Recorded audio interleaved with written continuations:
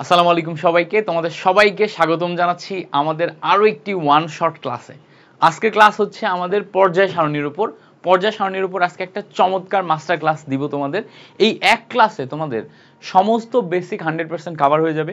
প্রত্যেকটা জায়গা থেকে যে সমস্ত এমসিকিউ গুলো আসে, এমসিকিউ গুলো আলাদা করে আইডেন্টিফাই করে দিব। এই ক্লাসে তুমি সিকিউ এর জন্য বেসিকগুলো পাবা, শেষে যে আমরা সিকিউ অ্যানালাইসিসও করে দিব। সো এই ক্লাসটা তোমার জন্য একটা পারফেক্ট রিভিশন ক্লাস। যদি তুমি রিভিশন দিতে চাও, এর চেয়ে পারফেক্ট ক্লাস নাই। আর যদি তুমি চাও যে না রিভিশন না, আমি মোটামুটি প্রথমবার পর্যায় সারণী করতেছি, তারপরেও তুমি এই ক্লাসটা করে ফেলতে পারো, আমার সাথে সাথে আগাবা। প্রত্যেকটা বেসিক আমি ধরে ধরে একদম শূন্য থেকেই বুঝাবো, বাট পেসটা একটু হাই হবে। শূন্য থেকেই বোঝাবো, পেসটা একটু হাই হবে। তুমি এই শর্ট একটা ক্লাসের মাধ্যমেই এই টোটাল চ্যাপ্টার উপর মাস্টারি করে ফেলতে পারবা। যারা রিভিশনের জন্য দেখতেছো তারা স্পিড বাড়িয়েও দেখতে পারো 1.25x স্পিডে। যারা নর্মালি দেখতেছো, যারা প্রথমবার করবা, তারা হচ্ছে যে 1x স্পিডে করবা এবং ক্লাসটা মাঝে মাঝেই থামায় থামায় নোট করবা। কেমন? মাঝে মাঝে থামায় থামায় নোট করবা, বিকজ যে সমস্ত ইনফরমেশনগুলো দিব, প্রত্যেকটা ইনফরমেশন, প্রত্যেকটা জিনিস বোঝাবো, এগুলা তোমার কাজে লাগবে। এগুলোর উপর ডিপেন্ড করে তুমি অনেক কিছু শিখবা। সো চলো আমরা দেরি না করে আজকে ক্লাসটা শুরু করি। আর যারা আমাদের আইটিএস একাডেমিতে নতুন নতুন যুক্ত হইছো, এখনো সাবস্ক্রাইব করো নাই, সাবস্ক্রাইব করো। ক্লাসগুলো তোমাদের বন্ধুদের সাথে শেয়ার করো। আমরা ট্রাই করব তোমাদের সমস্ত ধরনের সাপোর্ট দেওয়ার। সো অবশ্যই ক্লাসগুলো তোমাদের ফ্রেন্ডদের সাথে শেয়ার করবা। ওকে, চলো আমরা দেরি না করে শুরু করি। প্রথমে আসো, আমাদের আজকের ক্লাসের ফার্স্ট টপিক হচ্ছে, কি ব্যাপার লক হয়ে আছে নাকি? প্রথমে আমাদের আজকের ক্লাসে কি কি দেখবো সেগুলো আছে, বাট এগুলো আমি তোমাদের রিভিউ করতেছি না, আমি সরাসরি আজকের ক্লাসের প্রথম টপিকে চলে যাচ্ছি। দেখো, পর্যায় সারণী যদি আমাদের পড়তে হয়, তাহলে আমাদের পর্যায় সারণীর ইতিহাস জানা লাগবে। ইতিহাস না জেনে তুমি পর্যায় সারণী তো পড়তে পারবা না। সো পর্যায় সারণীর ইতিহাস বা পটভূমি যদি আমরা একটু দেখার চেষ্টা করি, প্রথমেই আমাদের অ্যান্টোনিও ল্যাভোইসিয়ের কথা চলে আসে। পর্যায় সারণীতে পড়তে গেলেই তোমার প্রথমেই নাম আসবে হচ্ছে অ্যান্টোনিও ল্যাভোইসিয়ে। কার নাম? অ্যান্টোনিও ল্যাভোইসিয়ে। অ্যান্টোনিও ল্যাভোইসিও কি করছিলেন খেয়াল করো। এই যে অ্যান্টোনিও ল্যাভোইসিও, যে ব্যক্তিটার ছবি আমি দিছি, উনি 1789 সালে oxygen, nitrogen, hydrogen, phosphorus, mercury, zinc এবং সালফার ইত্যাদি মৌলিক পদার্থ সমূহকে ধাতু এবং অধাতু দুই ভাগে ভাগ করছিলেন। তার মানে অ্যান্টোনিও ল্যাভোইসিও কি করছে, সমস্ত মৌল যেগুলো আছে এগুলাকে দুই ভাগে ভাগ করছে। এক ভাগকে বলা হচ্ছে ধাতু, আর এক ভাগকে বলা হচ্ছে অধাতু। এই ধাতু অধাতু দুই শ্রেণীতে ভাগ করা থেকেই আমাদের পর্যায় সারণীর শুরু হয়। এবং এটা উনি কত সালে করছিলেন? 1789 সালে। তাহলে আমরা যদি এমসিকিউতে দেয় যে অ্যান্টোনিও ল্যাভোইসিয়ে তোমার কত সালে মৌলসমূহকে ধাতু অধাতুর উপর ভিত্তি করে ভাগ করছিলেন, উত্তর হচ্ছে 1789 সালে। যদি জিজ্ঞেস করে অ্যান্টোনিও ল্যাভোইসিয়ে মৌলগুলাকে কি কি ভাগে ভাগ করছিলেন, উত্তর হচ্ছে ধাতু অধাতু। যদি এভাবে প্রশ্ন করে ধাতু অধাতুর উপর ভিত্তি করে কোন বিজ্ঞানী মৌলসমূহকে দুই শ্রেণীতে ভাগ করছিলেন, উত্তর হচ্ছে অ্যান্টোনিও ল্যাভোইসিয়ে। ঠিক আছে, অ্যান্টোনিও ল্যাভোইসিয়ে। এই হচ্ছে আমাদের প্রথম কথা, এটা ভালো করে মাথায় রাখবো। আমরা যখনই পর্যায় সারণী পড়তে যাব, এটা হচ্ছে আমাদের প্রথম ইনফরমেশন। এই ক্লাসে স্লাইড দিয়ে দিব, স্লাইড থেকেও পড়ে নিতে পারবা, কোনো সমস্যা নেই। এরপরে আসে হচ্ছে আমাদের পরবর্তী ইতিহাস। পরবর্তী ইতিহাস আসে হচ্ছে আমাদের অ্যান্টোনিও ল্যাভোইসিয়ের পরে 1829 সালে বিজ্ঞানী ডোবেরাইনার একটা নতুন কাহিনী করেন। বিজ্ঞানীর নাম কি? বিজ্ঞানীর নাম হচ্ছে ডোবেরাইনার। খেয়াল করো, আগে ছিল অ্যান্টোনিও ল্যাভোইসিয়ে, পরে আসলো বিজ্ঞানী ডোবেরাইনার। ডোবেরাইনার দেখতে কেমন? এই দেখো, এই লোকটা হচ্ছে ডোবেরাইনার। সো বিজ্ঞানী ডোবেরাইনার যে আছে, এই লোকটা, ইনি আবার কি করছে, তিনটা করে মৌল নিছে। কয়টা করে? তিনটা করে মৌল। তিনটা করে মৌল নিয়ে এদের মাঝখানে একটা খুব চমৎকার সম্পর্ক পাইছে। মাত্র তিনটা মৌল, তিনটা করে মৌল নিয়ে এদের মাঝখানে কিছু চমৎকার সম্পর্ক পাইছে। সো তিনটা করে মৌল বলতে কি কি বোঝাচ্ছে? যেমন ধরো, আমরা যদি একটু দেখার চেষ্টা করি, লিথিয়াম নিলাম, তারপর সোডিয়াম নিলাম, তারপরে পটাশিয়াম নিলাম, তিনটা মৌল। সো লিথিয়ামের ক্ষেত্রে জিনিসটা দেখো, লিথিয়াম, সোডিয়াম, পটাশিয়াম। লিথিয়াম পারমাণবিক সংখ্যার দিক দিয়ে তুমি চিন্তা করো, হাইড্রোজেন, হিলিয়াম, লিথিয়াম। লিথিয়ামের পারমাণবিক সংখ্যা হচ্ছে, পারমাণবিক ভর হচ্ছে 7। সোডিয়ামের ক্ষেত্রে 23, আর পটাশিয়ামের ক্ষেত্রে 39। তো ভালো করে খেয়াল করে দেখবা, এই লিথিয়াম, সোডিয়াম এবং পটাশিয়াম তিনটা মৌলের ভিতরে এইটাকে যদি আমি প্রথম মৌল ধরি, এইটাকে যদি আমি দ্বিতীয় মৌল ধরি, এইটাকে যদি আমি তৃতীয় মৌল ধরি, বিজ্ঞানী ডোবেরাইনার বলতেছে প্রথম এবং তৃতীয় মৌল এই দুইটার ভরের গড় করলে প্রথম এবং তৃতীয় মৌল এই দুইটার ভরের গড় করলে সেটা দ্বিতীয় মৌলের সমান হয়, সেইটা দ্বিতীয় মৌলের সমান হয় ভরের ক্ষেত্রে। উত্তর একটু দেখার চেষ্টা করি। প্রথম মৌলে আমাদের 7 আছে, তারপরে দেখো তৃতীয় মৌলে আমাদের কি আছে 39 আছে। দুইটার ভরের গড় করো, দেখো 39 প্লাস 7 মিলে আসে কত 46, 46কে 2 দিয়ে ভাগ করলে 23 আসে। তো খেয়াল করো, আমরা যদি একটু দেখার চেষ্টা করি, প্রথম এবং তৃতীয় এই দুইটাকে গড় করে আমরা দ্বিতীয় সমান পাচ্ছি। তার মানে আমরা এই জায়গাতে একটা নতুন সম্পর্ক পাচ্ছি না। এই যে প্রথম এবং তৃতীয়র ভর যেটা আছে এটাকে গড় করে 2 নম্বরের সমান পাচ্ছি, তার মানে এই তিনটার ভিতরে একটা অদৃশ্য সম্পর্ক পাওয়া যাচ্ছে। এই সম্পর্ককেই বলা হচ্ছে ডোবেরাইনারের ত্রয়ী। ডোবেরাইনার এরকম তিনটা করে সেট বের করছে। তো এরকম তিনটা সেটগুলা এমসিকিউতে আসে, প্রশ্নে আসবে নিচের কোনটি ডোবেরাইনারের ত্রয়ী। একটা ত্রয়ী আমরা দেখলাম লিথিয়াম সোডিয়াম পটাশিয়াম। কি দেখলাম? লিথিয়াম সোডিয়াম পটাশিয়াম, এটা কি আমাদের ডোবেরাইনারের ত্রয়ী। তো যদি কখনো আমাদের এমসিকিউতে দেয় নিচের কোনটি ডোবেরাইনারের ত্রয়ী, এটা আমরা দাগাইতে পারবো না, এটা আমরা দাগাইতে পারবো ডোবেরাইনারের ত্রয়ী। এবার দেখো আমরা এই যে জিনিসটা বুঝলাম, এটা এখানে সুন্দর করে কথায় লেখা আছে। কি বলছে দেখো, তিনি বলছেন যে তোমার হচ্ছে যখন তিনি প্রথমে পারমাণবিক ভর অনুসারে 3টি মৌলকে সাজান, পারমাণবিক ভর অনুসারে বলছে দেখো দ্বিতীয় মৌলের পারমাণবিক ভর প্রথম এবং তৃতীয় মৌলের পারমাণবিক ভরের যোগফলের অর্ধেক বা গড় করলে এর কাছাকাছি হয়। ঠিক আছে, তাহলে এখানে আমরা তৃতীয় মৌলের পারমাণবিক ভর নিয়ে কাজ করতে পারছি। যেমন ধরো এখানে উদাহরণ হিসেবে বলছে ক্লোরিন, ব্রোমিন এবং আয়োডিন, এই তিনটা নিয়ে আমরা কাজ করতে পারি। আমি দেখো লিথিয়াম সোডিয়াম এবং পটাশিয়াম নিয়ে উদাহরণ দিলাম, সেম ভাবে ক্লোরিন ব্রোমিন আয়োডিনকে নিয়েও দেওয়া যায়। ডোবেরাইনারের ত্রয়ীর উদাহরণ হিসেবে দেখো আমরা যদি ক্লোরিনের কথা চিন্তা করি, ক্লোরিনের ভর হচ্ছে 35.5, ব্রোমিনের ভর হচ্ছে তোমার 80 এবং আয়োডিনের ভর হচ্ছে 127। তো খেয়াল করো 35.5 এই যে 80 আর এই হচ্ছে 127। তো তুমি যদি এই 35.5 এবং 127 এই দুইটাকে গড় করো, গড় করলে এটা 80 এর কাছাকাছি হয়। তাহলে দেখো প্রথম এবং তৃতীয় এই দুইটার ভরের গড় দ্বিতীয়টার সমান, প্রথম এবং তৃতীয় এই দুইটার ভরের গড় দ্বিতীয়টার সমান, এটাকে বলা হচ্ছে ডোবেরাইনারের ত্রয়ী, প্রথম এবং তৃতীয়। তাহলে দেখো আমরা যদি একটু দেখার চেষ্টা করি, ক্লোরিন, তারপর হচ্ছে ব্রোমিন, তারপরে আয়োডিন, এই হচ্ছে আমাদের তোমার হচ্ছে 3টা মৌল, এই 3টা আমাদের মৌল। তাহলে এই 3টা মৌল আমাদের ডোবেরাইনারের ত্রয়ীর ভিতরে পড়তেছে না। তাহলে খেয়াল করো তো আমরা আগে দেখছি কি লিথিয়াম, তারপরে সোডিয়াম, তারপরে পটাশিয়াম, এইটা যেমন ডোবেরাইনারের ত্রয়ীর ফর্মুলা মানে, ক্লোরিন ব্রোমিন আয়োডিন এটাও আমার মানে। তাহলে এই দুইটাই আমার এমসিকিউ এর জন্য ইম্পর্টেন্ট। এই দুইটাই কি ভাইয়া? এমসিকিউ এর জন্য ইম্পর্টেন্ট। মাথায় থাকবে chlorine bromine iodine, lithium sodium potassium দুইটাই হচ্ছে আমার এমসিকিউ এর জন্য important. Lithium sodium potassium, chlorine bromine iodine. আচ্ছা ওকে, তাহলে আমরা ডোবেরাইনারের ত্রয়ী দেখলাম। এরপরে আসে আমাদের পরবর্তী বিজ্ঞানী যেটা হচ্ছে নিউল্যান্ড। তাহলে এই দুইটা মনে রাখবো, বুঝতে পারছো? ডোবেরাইনের ত্রয়ী থেকে যদি এমসিকিউ আসে তাহলে এই দুইটা মনে রাখবো। সিস্টেমও শিখছি, বাকি অন্যান্য জিনিসপত্রও শিখছি। এরপরে আসে হচ্ছে আমাদের বিজ্ঞানী নিউল্যান্ড হচ্ছে যেই সূত্র প্রদান করেন সেটা 1846 সালে, পর্যায় সারণী সম্পর্কে নিউল্যান্ড 1846 সালে সূত্র প্রদান করেন। সেই সূত্রকে আমরা বলি হচ্ছে নিউল্যান্ডের অষ্টক সূত্র। কি বলি? নিউল্যান্ডের অষ্টক সূত্র। বিজ্ঞানী নিউল্যান্ড দেখতে কেমন? এই দেখো, এই ছবিটা দেখলে বুঝতে পারবা। বিজ্ঞানী নিউল্যান্ড 1846 সালে যেই সূত্র প্রদান করেন তাকে বলা হচ্ছে নিউল্যান্ডের অষ্টক সূত্র। নিউল্যান্ডের অষ্টক সূত্র এইটা আসলে কি?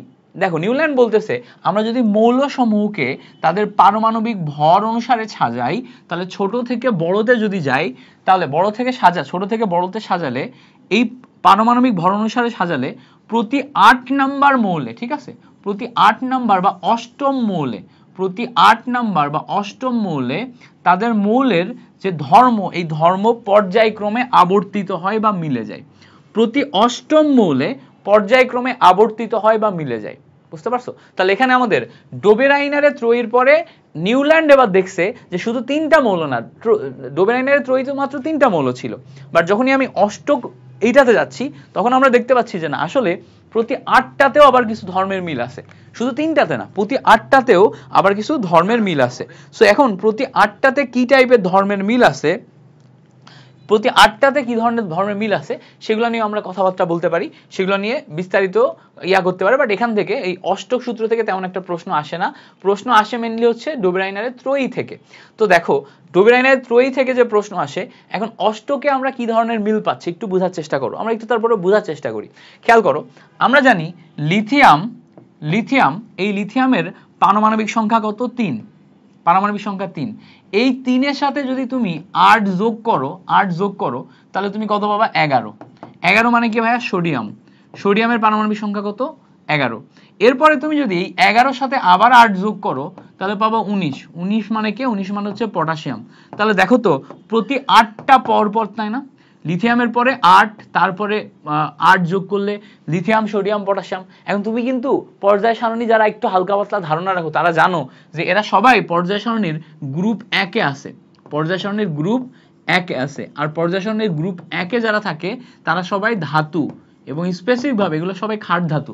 এরা একই ধরনের ধর্ম দেখায়, একই ধরনের। যেমন দেখো লিথিয়াম থেকে আমরা লিথিয়াম হাইড্রোক্সাইড পাই, সোডিয়াম থেকে আমরা সোডিয়াম হাইড্রোক্সাইড পাই, পটাশিয়াম থেকে আমরা পটাশিয়াম হাইড্রোক্সাইড পাই।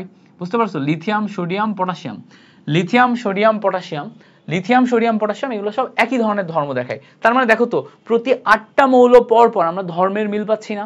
মাত্র প্রতি 8টা মৌল পরপর আমরা ধর্মের মিল পাচ্ছি। এই জন্য এটাকে আমরা বলবো হচ্ছে নিউল্যান্ডের অষ্টক সূত্র। বাট নিউল্যান্ডের অষ্টক সূত্র থেকে তেমন একটা প্রশ্ন আসে না। জাস্ট তুমি এই যে ফর্মুলা যেটা আছে না অষ্টক সূত্রকে, এইটা বর্ণনা ক নম্বর প্রশ্নে আসতে পারে যে নিউল্যান্ডের অষ্টক সূত্র লিখো, এইটা ভালো করে লিখবা। কি লিখবা? বলবা মৌলসমূহকে যদি আমরা তাদের পারমাণবিক ভর অনুসারে ছোট থেকে বড়র দিকে সাজাই তাহলে প্রতি 8 নাম্বার মৌলে যে আমরা তাদের ধর্মগুলার মিল দেখতে পাই। ঠিক আছে, এই কথাগুলাই তুমি যদি লিখো তাহলে নিউল্যান্ডের অষ্টক সূত্র তোমার লেখা শেষ। ক্লিয়ার হইছে? আচ্ছা, এই পর্যন্ত আমরা বুঝতে পারছি। এরপরে আসো নিউল্যান্ডের অষ্টক সূত্রের পরে এবার আসে আমাদের সেই যুগান্তকারী বিজ্ঞানী যার মাধ্যমে আমাদের পর্যায় সারণীর অনেক উন্নতি সাধন হয়েছে। সেটা হচ্ছে 1889 সালে রাশিয়ান বিজ্ঞানী মেন্ডেলিভ সকল মৌলের ধর্ম পর্যালোচনা করে তার পর্যায় সূত্র আবিষ্কার করেন। কে সূত্র? পর্যায় সূত্র। তাহলে দেখো এই যে পর্যায় সূত্র, এই কথাটা তুমি প্রথমবার শিখলে না? এই পর্যায় সূত্র এইটা আবিষ্কার করেন কে? আবিষ্কার করেন হচ্ছে মেন্ডেলিভ। এই জন্য মেন্ডেলিভকে পর্যায় সারণীর জনক বলা হয়। তাহলে পর্যায় সূত্র আবিষ্কার করেন কে? মেন্ডেলিভ। কে আবিষ্কার করেন? মেন্ডেলিভ। খেয়াল করো এবার এই পর্যায় সূত্র মানে কি? পর্যায় সূত্র যেটা আছে এই সূত্রটি মুখস্থ করবা। এই সূত্রটি কি করবা? মুখস্থ করবা। আমি বুঝাই দিচ্ছি, বাট মুখস্থ না করলে কিন্তু পরীক্ষায় লিখতে পারবা না, মেমোরাইজেশন প্রয়োজন। বলছে মৌলসমূহের ভৌত এবং রাসায়নিক ধর্ম, দুই ধরনের ধর্ম, একটা হচ্ছে ভৌত ধর্ম আর একটা হচ্ছে রাসায়নিক ধর্ম। ভৌত রাসায়নিক ধর্ম তাদের পারমাণবিক ভর বৃদ্ধির সাথে সাথে পর্যায়ক্রমে আবর্তিত হয়। তো খেয়াল করো মৌলসমূহের যে মৌলগুলা নিব তাদের দুই ধরনের ধর্ম আছে, একটা ভৌত ধর্ম, একটা রাসায়নিক ধর্ম। আমরা আগে ভৌত এবং রাসায়নিক কথাবার্তা বলছি অন্য একটা চ্যাপ্টারে, রাসায়নিক বন্ধন চ্যাপ্টারে। তো ভৌত ধর্ম এবং রাসায়নিক ধর্ম দুই ধরনের ধর্মই তাদের পারমাণবিক ভর বৃদ্ধির সাথে সাথে, মানে যখনই পারমাণবিক ভর বৃদ্ধি পায় এরা কি হয়? পর্যায়ক্রমে আবর্তিত হয়। ভাই পর্যায়ক্রমে আবর্তিত হওয়া মানে কি? পর্যায়ক্রমে ঘুরে ঘুরে একই রকম ধর্ম দেখায়। পর্যায়ক্রমে ঘুরে ঘুরে একই রকম ধর্ম দেখায়। মানে ধরো শুরু থেকে এই পর্যন্ত যে ধর্ম দেখাইছে আবার গোড়া থেকে শুরু করে আবার শেষ পর্যন্ত সেম ধর্ম দেখাবে। এদিকে সবার যে ধর্ম এদিকে সবার সেম ধর্ম। এরকম পর্যায়ক্রমে ঘুরে ঘুরে আবর্তিত হয়। আবর্তিত হওয়া মানে বারবার ঘোরা, আবর্তিত হওয়া মানে বারবার ঘোরা। সো আমরা এখানে দেখতে পাচ্ছি যে মৌলসমূহের ভৌত এবং রাসায়নিক ধর্ম তাদের পারমাণবিক ভর বৃদ্ধির সাথে সাথে পর্যায়ক্রমে ঘুরে ঘুরে আবর্তিত হচ্ছে। এইটা কে বলছে? এটা বলছে তোমার দিমিত্রি মেন্ডেলিভ। কত সালে? 1869 সালে। সো 1869 সালে দিমিত্রি মেন্ডেলিভ যেই ফর্মুলাটা দিছে এই ফর্মুলাটা মনে রাখা মাস্ট। ঠিক আছে, এই ফর্মুলাটা মনে রাখা মাস্ট। এবং এটাই হচ্ছে আমার পর্যায় সূত্র, এটা মাথায় রাখবা, পর্যায় সূত্র। তাহলে যদি জিজ্ঞেস করে পর্যায় সারণীর পর্যায় সূত্র লিখো তাহলে মেন্ডেলিভের সূত্র আসবে, কিন্তু মনে থাকবে। পর্যায় সারণীর পর্যায় সূত্রের কথা যদি বলে তাহলে মেন্ডেলিভের সূত্র আসবে। আচ্ছা এবার আসো, পরে বলছে এই সূত্র অনুসারে তিনি তখন পর্যন্ত আবিষ্কৃত 63টা মৌলকে সাজান। তাহলে তখন পর্যন্ত 63টা মৌল আবিষ্কৃত হয়েছিল, এই একটা সূত্র দিয়ে তিনি 63টা মৌলকে সাজাইতে পারছেন। তাহলে যদি তোমাকে প্রশ্ন করে দিমিত্রি মেন্ডেলিভ কতগুলা মৌলকে সাজাইতে পারছিলেন, এমসিকিউ, উত্তর হচ্ছে 63টা। দিমিত্রি মেন্ডেলিভ কতগুলা মৌলকে সাজাইতে পারছিলেন, উত্তর হচ্ছে 63টা। দিমিত্রি মেন্ডেলিভ তখনও পর্যন্ত 63টা মৌলকে সাজাইছিলেন। এবার একটা মজার বিষয় খেয়াল করো, দিমিত্রি মেন্ডেলিভ যে পর্যায় সারণীটা আবিষ্কার করছিল সেখানে 12টা আনুভূমিক সারি ছিল। আনুভূমিক সারি মানে কি, এরকম 12টা আনুভূমিক সারি ছিল, 1 2 3 4, এভাবে 12টা আনুভূমিক মানে ভূমির সাথে এভাবে সারি ছিল। তো সারি মানে হচ্ছে রো, এরকম রো। আর সেখানে 8টি খাড়া কলাম ছিল, মানে এরকম 8টি খাড়া কলাম ছিল, 8টি খাড়া কলাম ছিল, 1 column 2 column 3 column 4 column 5 column 6 column 7 column 8 column. So এটা যদি নাম্বার 1 হয়, এটা নাম্বার 2, এটা number 3, number 4 5 6 7 and last of all 8। তো খেয়াল করো, একটা হচ্ছে 12টি আনুভূমিক সারি 8টি খাড়া কলাম, মানে সারি থাকবে আমার 1 2 3 4 এভাবে 12টা পর্যন্ত, 12টা পর্যন্ত, আর 12টা পর্যন্ত, আর এই কলাম থাকবে 1 2 3 4 5 6 7 8। ঠিক আছে, তো এই হচ্ছে আমাদের আনুভূমিক সারি এবং আনুভূমিক কলাম। তো এইটার মাধ্যমে দিমিত্রি মেন্ডেলিভ 63টা মৌলকে সাজিয়েছিল, 63টা মৌলকে সাজিয়েছিল, 63টা মৌল, 63টা মৌল এই হচ্ছে সে সাজাইলো। তাহলে এখান থেকে এমসিকিউ কি আসবে, যে দিমিত্রি মেন্ডেলিভ যেই পর্যায় সারণী ইউজ করেছিলেন সেখানে, দিমিত্রি মেন্ডেলিভ যে পর্যায় সারণী ইউজ করেছিলেন সেখানে তোমার কলাম কতগুলা ছিল, সারি কতগুলা ছিল, আর কতগুলা মৌল ছিল। মৌল ছিল 63, কলাম 8টি, সারি 12টি। মৌল ছিল 63, কলাম 8টি, সারি 12টি। ঠিক আছে, সো এই হচ্ছে আমাদের এখান থেকে বেসিক, এগুলো আমরা মাথায় রাখবো। আর বাকি ওই যে পর্যায় সূত্র যেটা বলে দিলাম, পর্যায় সূত্রটা মাথায় রাখবো। তাহলে এগুলো মাথায় থাকবে না, এগুলো মাথায় রাখতে হবে। ওকে, দ্যাটস ইট। এবার আসো, দিমিত্রি মেন্ডেলিভ যে পর্যায় সারণীটা তৈরি করেছিলেন সেটা আসলে দেখতে কেমন ছিল। এই যে যেটা দেখালাম এই রকম দেখতে ছিল, দেখো 1 2 3 4 5 6 7 8 9 10 11 12, 12টা সারি, আর এই দিক বরাবর ভালো করে খেয়াল করে দেখবা 8টা কলাম, 12টা সারি এবং 8টা কলামে তিনি ওই সময় আবিষ্কৃত 63টা মৌল এগুলাকে সাজিয়েছিলেন। এগুলো সব এমসিকিউ স্পট, এগুলো থেকে সিকিউ আসবে না, এমসিকিউ স্পট। সো এইগুলা মাথায় রাখতে হবে। ওকে, এরপরে আসো বর্তমান যে পিরিয়ডিক টেবিল সেটা আসলে দেখতে কেমন। এতক্ষণ যা কিছু দেখলাম এগুলো সব কি আগের গুলা, যেমন ধরো প্রথমে নিউল্যান্ড, তারপরে হচ্ছে তোমার দিমিত্রি মেন্ডেলিভ, তারপরে আমরা ডোবেরাইনারের ত্রয়ী, যেগুলো দেখলাম এগুলো সব আগের গুলা। আগের গুলার পরে বর্তমান আধুনিক পর্যায় সারণী যেটা ডেভেলপ হয়েছে ওইটা হচ্ছে দেখতে এরকম। এই আধুনিক পর্যায় সারণী নিয়ে ভাই আমাদের বিস্তর পড়াশোনা করতে হবে।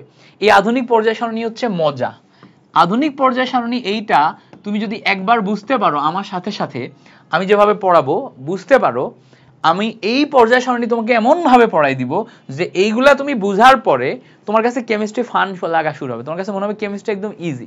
তোমাকে প্রত্যেকটা সেগমেন্টে যে মজার মজার জিনিসপত্র আছে তুমি এমনিতে ঢালাওভাবে মুখস্থ করতে গেলে তোমার মাথার ভিতরে একদম ইয়া হয়ে যাবে। বাট এইটাকে তুমি যদি মজা করে পড়তে পারো, আমার মতো করে মজা করে পড়তে পারো, ভেঙে ভেঙে বোঝার চেষ্টা করতে পারো, তখন পুরো জিনিসটা ইজি হয়ে যাবে। সো সেটা ইজি করার দায়িত্ব আমার, ওটা এখনই ইজি করবো তোমাদের। আমার সাথে সাথে আস্তে আস্তে আগাও, পুরো জিনিসটা ইজি হয়ে যাবে, আমার সাথে সাথে জাস্ট আস্তে আস্তে আগাও। সো ইজি করার দায়িত্ব আমাদের। আচ্ছা আসতেছি পর্যায় সারণী নিয়ে, এবং এগুলা নিয়ে আস্তে আস্তে পড়ানো শুরু করবো, আসতেছি।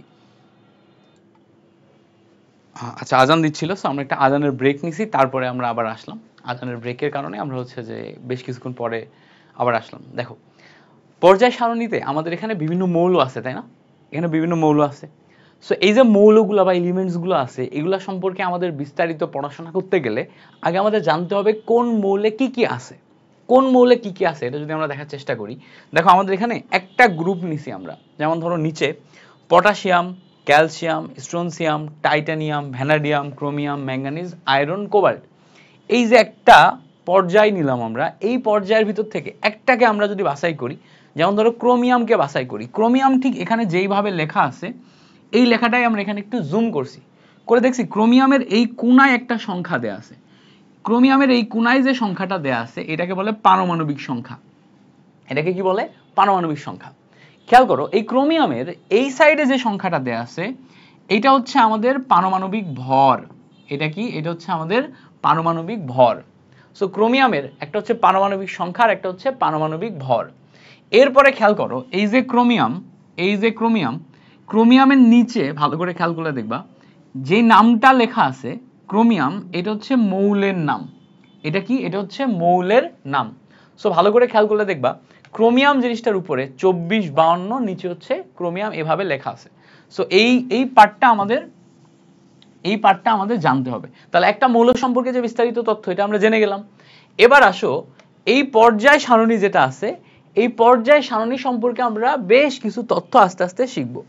তো পর্যায় সারণীতে আমাদের এখানে, এই পর্যায় সারণীতে আমরা যদি দেখি, আর্গন একটা যৌগ যদি আমরা নিই, পটাশিয়াম একটা যৌগ যদি আমরা নিই, একটা মৌল যদি আমরা নিই, এগুলাতে ভালো করে খেয়াল করলে দেখবা এই কোণাতে যেটা আছে, এটা হচ্ছে পারমাণবিক সংখ্যা, এটা পারমাণবিক ভর, এটা হচ্ছে প্রতীক, ওই মৌলের প্রতীক, এটা কি? মৌলের নাম।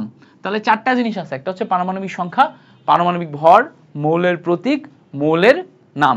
পারমাণবিক সংখ্যা, পারমাণবিক ভর, মৌলের প্রতীক, মৌলের নাম, এই কয়েকটা জিনিস আছে। এবার ভালো করে খেয়াল করো, নিচে আমরা লিখছি যে আমরা যদি পারমাণবিক ভর অনুযায়ী সাজাই এই জায়গাতে, তাহলে আমাদের এই পর্যায় সারণী একটু উল্টাপাল্টা হয়ে যায়। পারমাণবিক ভর অনুযায়ী সাজালে উল্টাপাল্টা হয়ে যায়, এই জন্য আমরা এটাকে পারমাণবিক সংখ্যা অনুযায়ী সাজাইছি। ওটা আমরা সামনে বুঝবো, আস্তে আস্তে সামনে বিভিন্ন কনসেপ্ট আসবে, সেটাতে বুঝবো। এখন একটু বোঝার চেষ্টা করি। হ্যাঁ, কি বোঝার চেষ্টা করি? দেখো, ইনিশিয়ালি আমরা যে কয়টা থিওরি পড়ছি প্রত্যেকটাতে পারমাণবিক ভরের কথা বলা হয়েছে, তাই না? প্রত্যেকটাতে পারমাণবিক ভরের কথা বলা হয়েছে, পারমাণবিক ভর। তো খেয়াল করলে দেখবা আর্গনের জন্য পারমাণবিক সংখ্যা 18, পারমাণবিক ভর হচ্ছে 40। এবার পটাশিয়ামের জন্য পারমাণবিক সংখ্যা 19, ভর হচ্ছে 39। তো খেয়াল করো, আর্গনের জন্য আর্গন 18, 40, তারপরে দেখো পটাশিয়াম 19, 39, দুইটা জিনিস। 18 তোমার হচ্ছে যে 18, 40, 19, 39। এবার তুমি যদি ভালো করে খেয়াল করো, পর্যায় সারণীতে আর্গন আছে হচ্ছে 18 নম্বরে, পটাশিয়াম আছে হচ্ছে 19 নম্বরে। মানে এখন তুমি যদি ভর অনুযায়ী সাজাও, তাহলে যেটা ঘটবে, ভর অনুযায়ী সাজালে যেটা ঘটবে যে এই আর্গনের আগে পটাশিয়াম চলে আসবে, পটাশিয়াম আগে আসবে, তারপরে আর্গন আসবে। বাট বাস্তবে আর্গন আগে, পটাশিয়াম পরে। তো এই জন্য এই প্রবলেমটা সলভ করার জন্য আমরা পারমাণবিক ভর অনুযায়ী না সাজায় পারমাণবিক সংখ্যা অনুযায়ী সাজাইছি। কারণ কি? পারমাণবিক সংখ্যা অনুযায়ী সাজাইলেই আমাদের প্রকৃত ধর্মটা বোঝা যায়। কেন? কারণ যখনই তুমি এই পটাশিয়ামকে এই জায়গায় দিবা, তখন এই 18 নম্বর গ্রুপ হচ্ছে নিষ্ক্রিয় গ্যাসের গ্রুপ, নিষ্ক্রিয় গ্যাসের গ্রুপের মধ্যে পটাশিয়াম চলে যাবে, যেটা মিলবে না। সো মিলানোর জন্য আমরা দেখছি যে সবচেয়ে পারফেক্ট ওয়ে হচ্ছে পারমাণবিক সংখ্যা অনুযায়ী সাজানো। পারমাণবিক ভর অনুযায়ী সাজানো না সাজায় পারমাণবিক সংখ্যা অনুযায়ী সাজানো, এইটা হচ্ছে সবচেয়ে পারফেক্ট। পারমাণবিক সংখ্যা এইটা অনুযায়ী যদি আমরা সাজাই, এইটা হচ্ছে সবচেয়ে পারফেক্ট। বুঝতে পারছো? পারমাণবিক সংখ্যা অনুযায়ী সাজাইলে। তো এখন এইটা অনুযায়ী সাজানোর জন্য 1913 সালে, খেয়াল করো, 1913 সালে বিজ্ঞানী মোসলে হচ্ছে হেনরি মোসলে পারমাণবিক ভরের পরিবর্তে সে পারমাণবিক সংখ্যা অনুযায়ী মৌলগুলাকে পর্যায় সারণীতে প্রথমে সাজায়, এবং এই সাজানোর প্রস্তাবের ফলে মৌলের যে পর্যায় সারণী, এটা অনেকাংশে সুন্দর বা সুগঠিত হয়ে যায়। আগে এত সুন্দর বা সুগঠিত ছিল না, যখনই এটা সাজানো হয়েছে, সাজানোর পরে এটা সুন্দর বা সুগঠিত হয়ে গেছে। ঠিক আছে, এবার আসো আমরা পরবর্তী পার্টে যাই। এখান থেকে এইটুকু জানলেই হচ্ছে। এখান থেকে এইটুকু জানার পর ভালো করে খেয়াল করো, আরেকটা জোড়া আছে যেখানে ওই সেম প্রবলেম দেখা দিত। টেলুরিয়াম, এইটার পারমাণবিক যেই ভর এইটা ভালো করে খেয়াল করলে দেখবা 128, সংখ্যা 52। তারপর আয়োডিন, এইটা হচ্ছে আমার 53, 127। সো হিসাব অনুযায়ী তুমি যদি সাজাও, তাহলে আয়োডিন আগে আসে, টেলুরিয়াম পরে আসে। বাট আসলে বাস্তবে টেলুরিয়াম আগে, আয়োডিন পরে, কারণ 52 আগে 53 পরে, এবং ধর্ম অনুযায়ী 52 আগে 53 পরে দিলেই তোমার সবচেয়ে সুন্দর পর্যায় সারণীতে বসে। সো এই জন্য আমরা যদি ভর অনুযায়ী সাজাই, তাহলে অনেক জায়গায় অসামঞ্জস্য দেখা যাবে। বিশেষ করে একটা অসামঞ্জস্যতা যেটা অত্যন্ত গুরুত্বপূর্ণ, সেটা হচ্ছে আর্গন এবং পটাশিয়াম, এই দুইটার মাঝখানে অসামঞ্জস্যতা, এইটা অত্যন্ত গুরুত্বপূর্ণ, এটা আগে মাথায় রাখতে হবে। এবার খেয়াল করো, সেম ভাবে তোমার কোপার্নোসিয়াম এবং নিহোনিয়াম, এই দুইটার ক্ষেত্রেও সেম ফিনোমেনা প্রযোজ্য। বাট এগুলো আমাদের মুখস্থ করার দরকার নেই, যারা অ্যাডভান্স জানতে চাও কেমিস্ট্রি তারা মনে রাখবা এই যে এই উদাহরণটা, টেলুরিয়াম আয়োডিন এবং হচ্ছে কোপার্নোসিয়াম নিহোনিয়াম, এই দুইটা উদাহরণ যারা অ্যাডভান্স কেমিস্ট্রি মাথায় রাখতে চাও, যারা ইন্টারমিডিয়েটেও অনেক ভালো বুঝতে চাও, কেমিস্ট্রি পড়াইতে চাও, তাদের জন্য। আর তুমি জাস্ট ফিনোমেনাটা আর্গন এবং পটাশিয়ামেরটা মনে রাখলেই হচ্ছে, যদি তুমি অ্যাডভান্স জানতে না চাও। পরে আসো, পরে এখন আসি আমরা আমাদের আজকের পরবর্তী টপিকে। আমাদের আজকের পরবর্তী টপিক হচ্ছে ইউপ্যাক পদ্ধতি সম্পর্কে। পর্যায় সারণীতে ইউপ্যাক পদ্ধতি, এই যে ইউপ্যাক একটা সংগঠন আছে, ইউপ্যাক নামে একটা সংগঠন আছে, ইউপ্যাক IUPAC ইউপ্যাক, এই সংগঠনের পূর্ণরূপ হচ্ছে international union of pure and applied chemistry.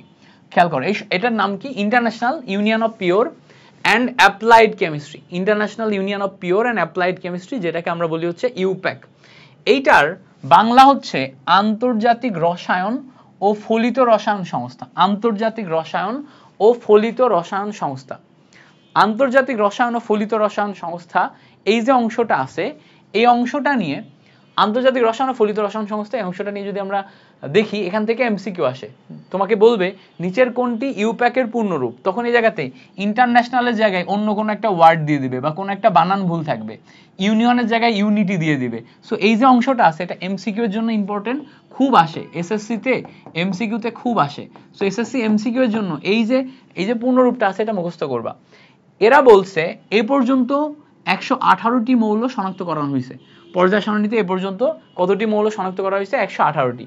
এর ম্যাক্সিমামই প্রকৃতিতে পাওয়া, বেশিরভাগই প্রকৃতিতে পাওয়া। কিছু মৌল আছে যেগুলো আমরা ল্যাবরেটরিতে তৈরি করছি, কিছু মৌল আছে যেগুলো হচ্ছে আমরা ল্যাবরেটরিতে তৈরি করছি। ম্যাক্সিমামই প্রকৃতিতে পাওয়া, কিছু মৌল আছে যেগুলো আমরা ল্যাবরেটরিতে তৈরি করছি। আশা করি বুঝতে পারছি। এবার বলছে দেখো, ল্যাবোইশিয়ে যখন প্রথম তোমার কাজ করছিল তখন সে মাত্র 33টি মৌল নিয়ে একটা ছক তৈরি করছিল, মানে প্রথম যে পর্যায় সারণী তৈরি হয়েছিল সেটা মাত্র 33টা মৌল নিয়ে। তাহলে ল্যাবোইশিয়ে কয়টা নিয়ে শুরু করছিল, 33টা নিয়ে।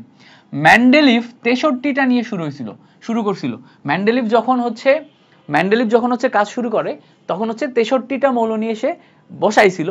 সেই সময় তিনি যেই ছকটা এঁকেছিলেন, মেন্ডেলিভের ক্ষেত্রে যে ছকটা এঁকেছিলেন সেইটা আসলে তোমার মোটামুটি যেই ছকে যে ঘরগুলা ছিল সেই ছকগুলা খালি ছিল। পরবর্তীতে আরো 4টি অনাবিষ্কৃত মৌল পর্যায় সারণীতে বসানো হয়, মানে মেন্ডেলিভের পর্যায় সারণীতে মেন্ডেলিভ 63টা আবিষ্কৃত ছিল ওই সময়, সেই 63টা বসিয়েছিল, পরে আরো 4টি আবিষ্কৃত হয়, ওটা বসানো হয়। আর বর্তমানে যে পর্যায় সারণী তৈরি আছে এইটাতে 118টা বসছে, ঠিক আছে। এই 118টা যেটা, এটাকে বলা হচ্ছে আধুনিক পর্যায় সারণী। সো এখান থেকে এমসিকিউ কি আসবে, আধুনিক পর্যায় সারণীতে মোট মৌল সংখ্যা কত, 118টা। এখান থেকে প্রশ্ন আসবে ল্যাবোইশিয়ার পর্যায় সারণীতে তোমার কতগুলা মৌল ছিল, 33টা। এখান থেকে মৌল আসবে মেন্ডেলিভের পর্যায় সারণীতে, মেন্ডেলিভ কতগুলা মৌল বসাইছিল, 33টা। অনাবিষ্কৃত মৌল সংখ্যা কতগুলা ছিল, 4টা। এগুলো আমরা মাথায় রাখবো যে 118, 33, 4, 63 এই সংখ্যাগুলা কথাগুলোর সাথে মিলায় মাথায় রাখতে হবে। ওকে, এবার আসো আমরা আধুনিক পর্যায় সারণী সম্পর্কে একটু বিস্তারিত পড়বো।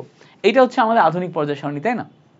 এই আধুনিক পর্যায় সারণীতে ভালো করে যদি খেয়াল করো, আমি তোমাকে একদম ইজিলি বুঝাই। হ্যাঁ, খেয়াল করলে দেখবা এই সাইডে একটা লম্বা বিল্ডিং আছে, এই সাইডে একটা লম্বা বিল্ডিং আছে, মাঝখানে দেখো একটু ভেটে বিল্ডিং আছে, একটু ভেটে, তাই না? এবং বেটে এবং মোটা, এরকম চ্যাপটা চওড়া বেটে।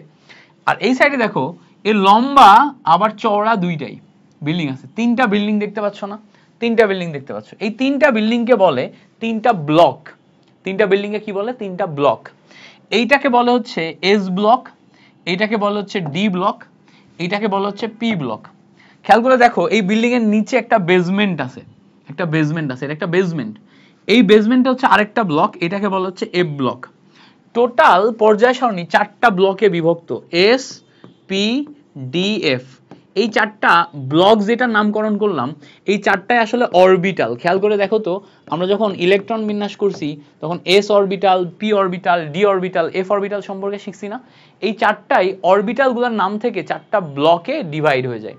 এখন এই টোটাল পর্যায় সারণীতে যে ব্লকগুলো আছে, এই ব্লকগুলোকে যদি আমরা ডিভাইড করি, ডিভাইড করার পর আমরা এখানে গ্রুপ এবং পিরিয়ড বা পর্যায় ডিভাইড করতে পারি। খেয়াল করো, পর্যায় সারণীর বাম থেকে ডানে যদি তুমি যাও, বাম থেকে ডানে গেলে খেয়াল করবে এক একটা করে খাড়া লাইন পাবা, 1 2 3 4 5, এভাবে দেখো খাড়া এক একটা স্তম্ভ পাবা, খাড়া এক একটা লাইন পাবা। এই যে খাড়া স্তম্ভগুলো আছে, এই খাড়া স্তম্ভ যেগুলো আছে, খেয়াল করো, খাড়া স্তম্ভ,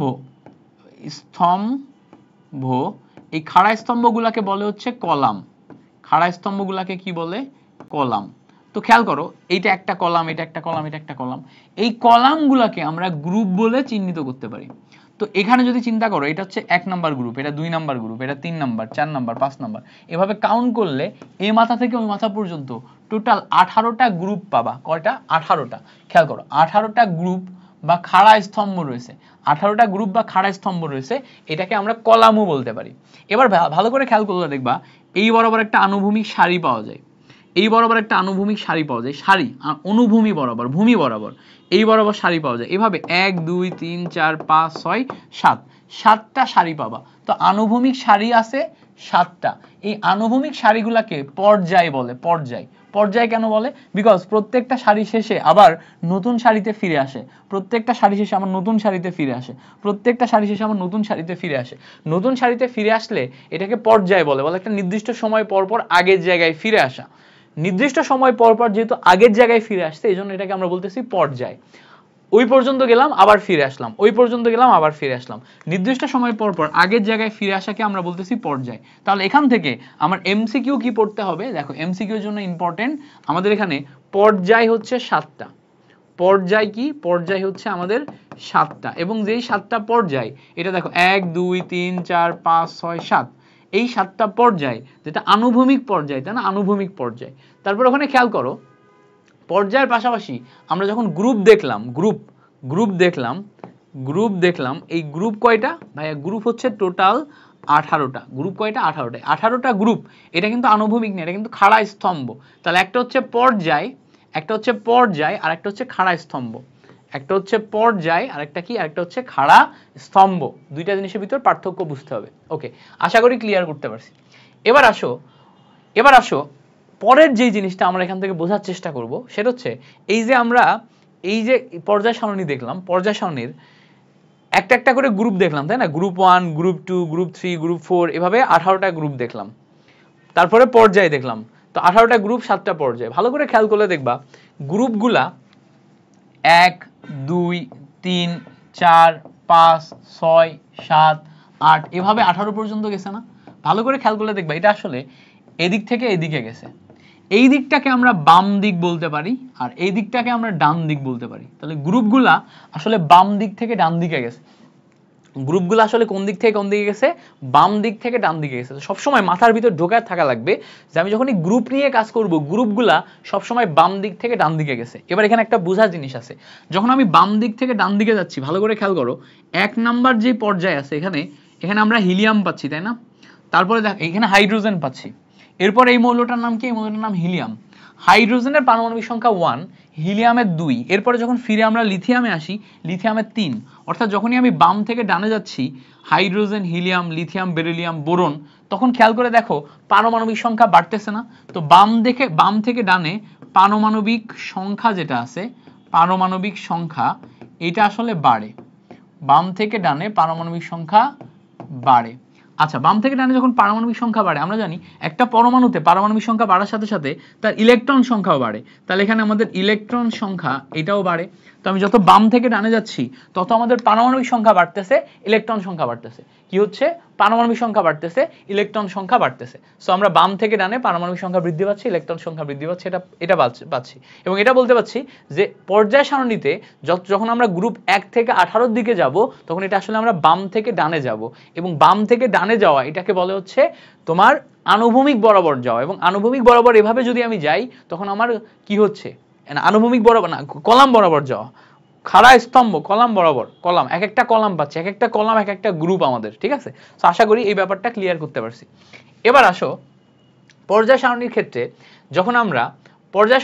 যখন আমরা এই টোটাল অংশটা নিয়ে কাজ করতেছি, তখন তোমাকে আমি 3 ধরনের ইনফরমেশন দিব। 3 ধরনের ইনফরমেশন ভালো করে খেয়াল করলে দেখবা 3 ধরনের ইনফরমেশনের ভিতর প্রথম ইনফরমেশন, এই জায়গাতে আমাদের 2টা গ্রুপ আছে। এই জায়গাতে আমাদের 2টা গ্রুপ আছে, একটা হচ্ছে গ্রুপ 1, গ্রুপ 2। এই গ্রুপ 2টাকে বলা হচ্ছে এস ব্লক। এটাকে কি বলে? S block. এই সাইডে আমাদের খেয়াল করো 8টা গ্রুপ আছে। কয়টা? 8টা গ্রুপ আছে। এই যে 8টা গ্রুপ আছে, 1 2 3 4 5 6, 6টা গ্রুপ আছে, 6টা। এই যে 6টা গ্রুপ আছে, এই 6টা গ্রুপকে বলে হচ্ছে ভাইয়া পি ব্লক। এই 6টা গ্রুপকে কি বলে? P block. আর মাঝখানে ভালো করে খেয়াল করলে দেখবা মাঝখানে এই বরাবর আমাদের 10টা গ্রুপ আছে। এই 10টা গ্রুপকে বলে হচ্ছে ডি ব্লক। সো এই যে 3টা block, P block S block, P block এবং ডি ব্লক, এই তিনটা ব্লক ছাড়াও খেয়াল করে দেখো পর্যায় সারণীর নিচে একটা আলাদা স্তম্ভ আছে নিচে। এই নিচে যে স্তম্ভটা আছে এইটাকে বলে হচ্ছে এফ ব্লক। এটাকে কি বলে? এইটাকে বলে হচ্ছে এফ ব্লক। এটাকে বলা হচ্ছে এফ ব্লক। সো এই জায়গায় দেখো যে এফ ব্লক যেটা আছে নিচে, যেটা এফ ব্লক নিচে, যেটা এফ ব্লক, এই এফ ব্লক আসলে কিছুই না। এই এফ ব্লক আসলে এই জায়গায় আর এই জায়গায় অবস্থান করে। এই জায়গাতে এই একটা ঘরে ভাইয়া 15টা যৌগ অবস্থান করে। এই জায়গাতেই একটা ঘরে 15টা মৌল অবস্থান করে। এই জায়গায় 15টা মৌল, এই জায়গায় 15টা মৌল অবস্থান করে। এই যে একটা ঘরে 15টা মৌল অবস্থান করে, এই মৌলের এই টোটাল যে 15টা মৌল, এইটাকে বলে হচ্ছে ল্যান্থানাইড সিরিজের মৌল। এটাকে কি বলে? ল্যান্থানাইড সিরিজের মৌল। এই জায়গাতে যে 15টা মৌল অবস্থান করে নিচের, এইটাকে বলে অ্যাক্টিনাইড সিরিজের মৌল। মানে 15টা মৌল একই ধরনের ধর্ম দেখায়। যেহেতু একই ধরনের ধর্ম দেখায়, এই জন্য 15টা মৌলকে এক জায়গায় রাখা হয়েছে। সেটা কত দেখো, 57 থেকে 71 নাম্বার পর্যন্ত যে মৌলগুলো আছে এই সবগুলা এই জায়গাতে অবস্থান করে। আর 89 থেকে 103 পর্যন্ত যে মৌলগুলো আছে এই সবগুলা এই জায়গায় অবস্থান করে। তো এই জায়গার মৌলগুলোকে আমরা ল্যান্থানাইড সিরিজ বলি, এই জায়গার মৌলগুলোকে আমি অ্যাক্টিনাইড সিরিজ বলি। তাহলে ল্যান্থানাইড সিরিজ, অ্যাক্টিনাইড সিরিজ, দুই ধরনের মৌল আমাদের সামনে আছে। ঠিক আছে? সো আমরা এখানে বলতে পারছি মূল পর্যায় সারণী ছাড়াও এখানে আমাদের আরো দুই ধরনের সিরিজ আছে। একটা হচ্ছে ল্যান্থানাইড সিরিজ, একটা অ্যাক্টিনাইড সিরিজ, যারা পর্যায় সারণীর নিচে অবস্থান করে, যাদেরকে আমরা এফ ব্লক বলি। যাদেরকে আমরা কি বলি? এফ ব্লক বলি। আশা করি এই ইনফরমেশনগুলো মাথার ভিতরে ঢুকছে। আচ্ছা, এগুলা মনে রাখার পর এবার একটু ভালো করে খেয়াল করবা, এই যে ল্যান্থানাইড অ্যাক্টিনাইড সিরিজ বললাম না, এটা আসলে পর্যায় সারণীর কত নাম্বার গ্রুপে অবস্থান করে। এখন তোমাদেরকে কয়েকটা ইনফরমেশন আমি একটু দেখাবো। ধরো একটু চিন্তা করো, সিম্পল চিন্তা করো, এটা হচ্ছে গ্রুপ 1, তাই না? এটা গ্রুপ 1। গ্রুপ 1 এ কয়টা মৌল আছে দেখো তো? 1 2 3 4 5 6 7, 7টা মৌল আছে। তো এখানে আমাদের গ্রুপ 1 যেটা, এখানে টোটাল মৌল সংখ্যা 7টা। গ্রুপ 2 তে কয়টা মৌল আছে দেখো তো? 1 2 3 4 5 6। গ্রুপ 2 তে আমাদের মৌল সংখ্যা আছে কয়টা? 6টা। ভালো করে খেয়াল করলে দেখবা এই গ্রুপ 18 যেটা আছে এটাতেও মৌল সংখ্যা 7টা। আর এদিকে গ্রুপ 13 14 15 16 17 এই সবগুলাতে 6টা করে মৌল আছে। দেখবা 6টা করে মৌল আছে। এবার খেয়াল করলে দেখো তো এইগুলা সব এক একটা গ্রুপ না? এটা 12 নম্বর গ্রুপ, এটা 11 নম্বর গ্রুপ। 1 2 3 4টা মৌল আছে না? সো 12 নম্বর গ্রুপে 4টা, 11 নম্বর গ্রুপে 4টা, 10 নম্বরে 4টা, 9 নম্বরে 4টা, 8 নম্বরে 4টা, 7 নম্বরে 4টা, 6 নম্বরে 4টা, 5 নম্বরে 4টা, 4 নম্বরে 4টা। বাট 3 নম্বরে মৌল কতগুলা বলো তো? 3 নম্বরে দেখো স্ক্যান্ডিয়াম আছে, ইট্রিয়াম আছে। স্ক্যান্ডিয়াম ইট্রিয়ামের পরে একটু ভালো করে খেয়াল করে দেখবা এই জায়গায় যে ল্যান্থানাইড মৌল আছে না, এখানে আসলে মৌল আছে 15টা। এখানে যে অ্যাক্টিনাইড মৌল আছে না, এখানে আসলে একটা সিরিজ, এখানে মৌল আছে কয়টা? 15টা। তার মানে এই সারিতে মৌল যদি তুমি কাউন্ট করো 15, এই সারিতে মৌল কাউন্ট করলে 15 প্লাস 15 প্লাস তোমার 1 2, 1 প্লাস 1 ক্যালকুলেশন করলে 15 15 30, 30 আর 2 টোটাল মিলে কত আসে? 32। সো 15 15 30, 30 আর 2 32, 30 আর 2 32। এই যে 32টা মৌল, তাহলে এটা কত নাম্বার গ্রুপে? তোমার 3 নাম্বার গ্রুপে 32টা মৌল আছে। তার মানে আমরা যখন গ্রুপ কাউন্ট করব তখন সবচেয়ে বেশি সংখ্যক মৌল কোন গ্রুপে আছে খেয়াল করে দেখবা, গ্রুপ 3। গ্রুপ 3 এটা একটা এমসিকিউ, ভালো করে মাথায় রাখবা। গ্রুপ 3 যেটা আছে, গ্রুপ 3 এ সবচেয়ে বেশি সংখ্যক 32টা মৌল আছে। আর বাকি সব গ্রুপে 4টা 6টা এবং 7টা করে। খেয়াল করো বাকি সবগুলাতে 4টা 6টা এবং 7টা করে, বাট গ্রুপ 3 এ 32টা মৌল আছে।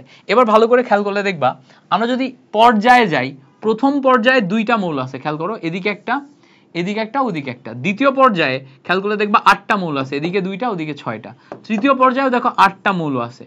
চতুর্থ পর্যায়ে যেটা আছে এখানে দেখো 18টা মৌল আছে, এখান থেকে কাউন্ট করো 18টা। পঞ্চম পর্যায়েও 18টা মৌল আছে। বাট যখন তুমি ষষ্ঠ পর্যায়ে যাবা খেয়াল করবা এইটা বাদ দিলে বাকি আমার 17টা গ্রুপ থাকে। 17টা গ্রুপে 17টা আর এখানে আছে 15টা, মোট মিলায় আমার কয়টা? 32টা। এখানেও এইটা বাদ দিলে আমার 17টা গ্রুপ থাকে। 17টা গ্রুপে 17টা আর ওখানে আছে 15টা, মোট মিলে আমার কয়টা? 32টা। তার মানে প্রথম পর্যায়ে 2, দ্বিতীয় পর্যায়ে 8, তৃতীয় পর্যায়ে 8, চতুর্থ 18, পঞ্চম 18, তারপর ষষ্ঠ 32, সপ্তম 32। তার মানে তুমি এই নাম্বারটা মুখস্থ করবা, ম্যাজিক নাম্বার 2 8 8। প্রথমে 2, তারপর 8 8, তারপরে 18, তারপর 18, তারপর 32, তারপর 32। এই টোটাল মিলে 118টা আসে। ঠিক আছে, এই টোটাল মিলে 118টা আসে। সো এভাবে তুমি যদি গ্রুপ ওয়াইজ কাউন্ট করো তাহলেও মোট মৌল সংখ্যা বের করতে পারবা, আবার তুমি যদি পর্যায় ওয়াইজ কাউন্ট করো তাও বের করতে পারবা। এমসিকিউ কি আসে, জিজ্ঞেস করবে ষষ্ঠ পর্যায়ে মোট মৌল সংখ্যা কত, কয়টা, 32টা। তারপর জিজ্ঞেস করবে তোমার সপ্তম পর্যায়ে মোট মৌল সংখ্যা কত, উত্তর কত, 32টা। তোমাকে জিজ্ঞেস করবে গ্রুপ 3-এ মোট মৌল সংখ্যা কত, মোট মৌল হচ্ছে টোটাল মিলে 32টা। তাহলে বুঝতে পারছো গ্রুপ 3 হচ্ছে সর্বোচ্চ গ্রুপ যেখানে 32টা মৌল থাকে, পর্যায় 7 পর্যায় 6 হচ্ছে সর্বোচ্চ পর্যায় যেখানে 32টা মৌল করে মৌল থাকে। বাকি দেখো এই জায়গাতে 4 থেকে 12 পর্যন্ত যে গ্রুপগুলো আছে এই গ্রুপগুলোতে সবগুলাতে মাত্র 4টা করে মৌল আছে। কয়টা করে, মাত্র 4টা করে মৌল আছে। সো এই হচ্ছে আমাদের এখানকার বেসিক কাহিনী। আচ্ছা পরে আসো, যেই কথাগুলো আমি এতক্ষণ তোমাকে শেখাইছি এই কথাগুলাই দেখো এখন এখানে লেখা আছে। বলছে যে সকল মৌলের পারমাণবিক সংখ্যা 57 থেকে 71 পর্যন্ত আছে, 57 থেকে 71 পর্যন্ত, এখানে আমরা 15টি মৌল পাই। এই 15টি মৌলকে ল্যান্থানাইড সারি বলে। এই যে 57 থেকে 71 কোন জায়গাটায় আছে, পর্যায় সারণীর ঠিক ষষ্ঠ পর্যায় 3 নাম্বার গ্রুপ, খেয়াল করবা গ্রুপ নাম্বার 3 পর্যায় নাম্বার ষষ্ঠ, এই জায়গায় আসলে এই জায়গায় আমার টোটাল 15টা মৌল আছে। এই 15টা মৌলকে আমি আলাদাভাবে চিহ্নিত করে আলাদাভাবে লিখতে পারি। খেয়াল করো এইটাকে বলে হচ্ছে ল্যান্থানাইড সিরিজ। এটাকে কি বলে, এটাকে বলে হচ্ছে ল্যান্থানাইড সিরিজ বা ল্যান্থানাইড সারি। ঠিক এর নিচে সপ্তম পর্যায় এবং 3 নাম্বার গ্রুপ, এই জায়গাতে আমার আবারও 15টা মৌল আছে যেটা আমি লাল চিহ্নিত করছি।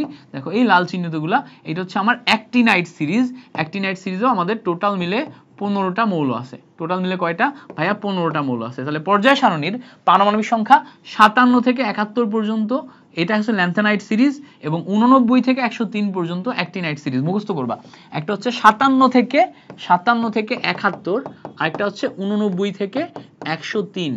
এই দুইটা ল্যান্থানাইড এবং অ্যাক্টিনাইড সিরিজ সম্পর্কে বলা হয়েছে। ঠিক আছে, ল্যান্থানাইড এবং অ্যাক্টিনাইড সিরিজের ধর্ম মোটামুটি ল্যান্থানাইডগুলো সব সেম, অ্যাক্টিনাইডগুলো সব সেম। আচ্ছা আশা করি এই ব্যাপারটা ক্লিয়ার। এবার আসো, আমি যেই কথাগুলো এতক্ষণ তোমাকে বলছি ওই কথাগুলো এখানে লেখা আছে।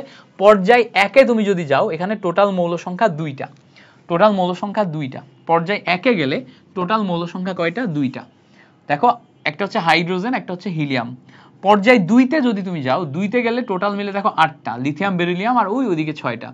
3-এ গেলেও 8টা, 3 হচ্ছে সবচেয়ে পপুলার। 3 এবং 4 ভাইয়া, 3 এবং 4 এই দুইটা সবচেয়ে পপুলার পর্যায়। এই দুইটা নিয়েই তুমি ম্যাক্সিমাম জিনিসপত্র শিখবা। 3 এবং 4 নিয়েই সব জিনিসপত্র হয়। ঠিক আছে, সো পর্যায় 3-এ হচ্ছে তোমার এখানেও কয়টা, 8টা। পর্যায় 4-এ গেলে আমরা দেখো 32টা পাচ্ছি। পর্যায় 5-এ গেলে এখানেও দেখো 32টা পাচ্ছি, এই 18টা পাচ্ছি, 18টা করে, 32টা কেন বলছি, 8টার পরে 18টা। পর্যায় 4-এ 18টা, 5-এ 18টা, 6-এ 32, 7-এ 32। বুঝতে পারছো? তাহলে এখানে আমরা টোটাল মিলে পর্যায়গুলো অ্যানালাইসিস করলে এই পাচ্ছি। এই দেখো এখানে লেখা আছে। সো আমরা এখানে যেগুলা আমরা এখানে ভেঙে ভেঙে শিখতেছি, এগুলা ইনফরমেশনগুলা পর্যায় সারণী দেখে দেখে মাথার ভিতর কল্পনা করব। পর্যায় সারণী দেখে দেখে মাথার ভিতর কল্পনা করব, কল্পনা করে এই জিনিসপত্রগুলো মাথার ভিতর ঢোকায় ফেলবো। ঢোকানোর পরে এই ইনফরমেশনগুলো এমনভাবে মাথার ভিতর যেন ঢুকে থাকে, এখান থেকে এমসিকিউ আসলে তুমি যেন একদম 100-এ 100 পারো। রেজাল্টের জন্য পড়তেছি না, 100-এ 100 যেন পারো। আচ্ছা এবার খেয়াল করো, এবার যদি আমরা গ্রুপ নিয়ে কথা বলি, আমি আগেই বলছি 1 নাম্বার গ্রুপ আর 18 নাম্বার গ্রুপ, 1 নাম্বার গ্রুপ আর 18 নাম্বার গ্রুপ, এখানে 7টা করে মৌল আছে। কাউন্ট করলে দেখবে 1 নাম্বার আর ওই 18 নাম্বার 7টা করে মৌল পাবা। এবার 2 নাম্বার যে গ্রুপ আছে, আর এদিকে 13, 14, 15, 16, 17 এই যে গ্রুপ আছে, 2 নাম্বার গ্রুপ এবং 13 থেকে 17 এখানে সবাইতে 6টা করে মৌল আছে। বাট 4 থেকে 12 পর্যন্ত, 4 থেকে 12 যে গ্রুপগুলো আছে এখানে সবগুলাতে 4টা করে মৌল আছে। বাট 3 নাম্বার গ্রুপে 32টা মৌল রয়েছে। তাহলে 3 নাম্বার গ্রুপটা ভাইয়া ব্যতিক্রম, এই গ্রুপে সর্বোচ্চ পরিমাণ মৌল আছে। গ্রুপ যে 18টা গ্রুপ, 18-এর ভিতর 3 নাম্বার গ্রুপটা ব্যতিক্রম, এবং 3 নাম্বার গ্রুপটা মুখস্থ করতে হবে। এমসিকিউতে আসে, কি আসে, 3 নাম্বার গ্রুপের, খেয়াল করো 3 নাম্বার গ্রুপের প্রথম মৌল হচ্ছে স্ক্যান্ডিয়াম যেটা 21, এর ঠিক নিচে আসে হচ্ছে ইট্রিয়াম হচ্ছে 39, তার নিচে আসে ল্যান্থানাইড যেটা হচ্ছে 57, খেয়াল করো যেটা হচ্ছে 57, তার নিচে অ্যাক্টিনাইড যেটা হচ্ছে 89। তো এখানে যদি আমি একটু কাউন্ট করি, দেখো 3 নাম্বার গ্রুপ শুরু হয়েছে কত নাম্বার পর্যায় থেকে, 4 নাম্বার পর্যায় থেকে। এটা পর্যায় 4, এটা 5, এটা 6, এটা 7। সো 3 নাম্বার গ্রুপের এই যে স্ক্যান্ডিয়াম এই মৌলটার অবস্থান জিজ্ঞেস করে, ইট্রিয়ামের অবস্থান জিজ্ঞেস করে ইট্রিয়াম কোথায় আছে, 5 নাম্বার পর্যায় 3 নাম্বার গ্রুপ। এছাড়া ল্যান্থানাইট অ্যাক্টিনাইট জিজ্ঞেস করে। সো এই গ্রুপটা থেকে সবচেয়ে বেশি এমসিকিউ আসে, এই গ্রুপটা থেকে সবচেয়ে বেশি এমসিকিউ আসে। সেটা কি? গ্রুপ 3, মাথায় থাকে জানো, গ্রুপ 3। এবং এই এমসিকিউ গুলো নরমালি আমরা খেয়াল করি না, কঠিন লাগে, ভুল করি, ঠিক আছে? সো ভুল করা যাবে না। ওকে, পরে আসো, পরে দেখি। পরে বলছে যদি মৌলগুলার ধর্মের ভিত্তিতে বিবেচনা করা হয় তাহলে নিচের বৈশিষ্ট্য লক্ষ্য করা যায়।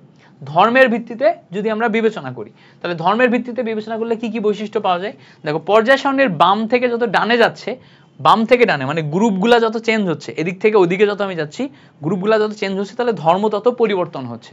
বাট যদি আমি পর্যায় সারণীর উপর থেকে নিচে যাই তাহলে একই গ্রুপে থাকে না, একই গ্রুপে থাকলে সেই গ্রুপের একই গ্রুপে ধর্ম সব সেম। তাহলে মাথায় রাখবো, গ্রুপ একই যদি হয়, একই যদি গ্রুপ হয়, একই গ্রুপে ধর্ম সেম, একই গ্রুপে ধর্ম কি হবে? সেম। বাট যখনই আমি গ্রুপ চেঞ্জ করব, গ্রুপ চেঞ্জ করব, গ্রুপ চেঞ্জ করলে আমাদের ধর্ম চেঞ্জ হয়ে যাবে। গ্রুপ চেঞ্জ করলে আমাদের কি? আমাদের হচ্ছে ধর্ম চেঞ্জ হয়ে যাবে। তাহলে পর্যায় সারণীর বাম থেকে ডানে গেলে গ্রুপ চেঞ্জ হয়, ধর্ম চেঞ্জ হয়ে যায়। উপর থেকে নিচে গেলে সেম গ্রুপ থাকে, ধর্ম একই থাকে। বুঝাইতে পারছি? কথাটা মাথার ভিতর ঢোকাই ফেলতে হবে। বাম থেকে ডানে গেলে গ্রুপ চেঞ্জ, ধর্ম চেঞ্জ। গ্রুপ যখন আমার চেঞ্জ হবে তখন ধর্ম চেঞ্জ হবে, গ্রুপ সেম থাকলে ধর্ম সেম থাকবে। এগুলো মাথায় রাখবো। আচ্ছা, এবার আসো আমাদের পর্যায় সারণী থেকে সবচেয়ে হটস্পট, এখান থেকে MCQ plus CQ plus SQ তিনটাই আসবে। সেটা হচ্ছে পর্যায় নাম্বার বের করার নিয়ম। যে কোনো একটা মৌলের পর্যায় তুমি কিভাবে বের করবা, পর্যায় বের করার নিয়ম। সো পর্যায় বের করার তিনটা নিয়ম আছে, আমরা ধাপে ধাপে তিনটা নিয়ম শিখবো। পর্যায় বের করার তিনটা নিয়ম শিখবো।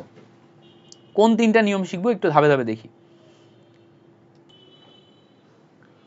সো নিয়মগুলা কি কি আছে চলো আমরা প্রথমে নিয়ম দেখি। দেখো, আমি তোমাকে বলছিলাম না যে আমাদের এখানে ব্লক ভিত্তিক জিনিসপত্র আছে, পর্যায় সারণীতে তিনটা ব্লক আছে, এবং আমি তোমাকে এভাবে দেখাইছিলাম যে একটা হচ্ছে লম্বা, এভাবে দেখাইছিলাম, মনে করে দেখো।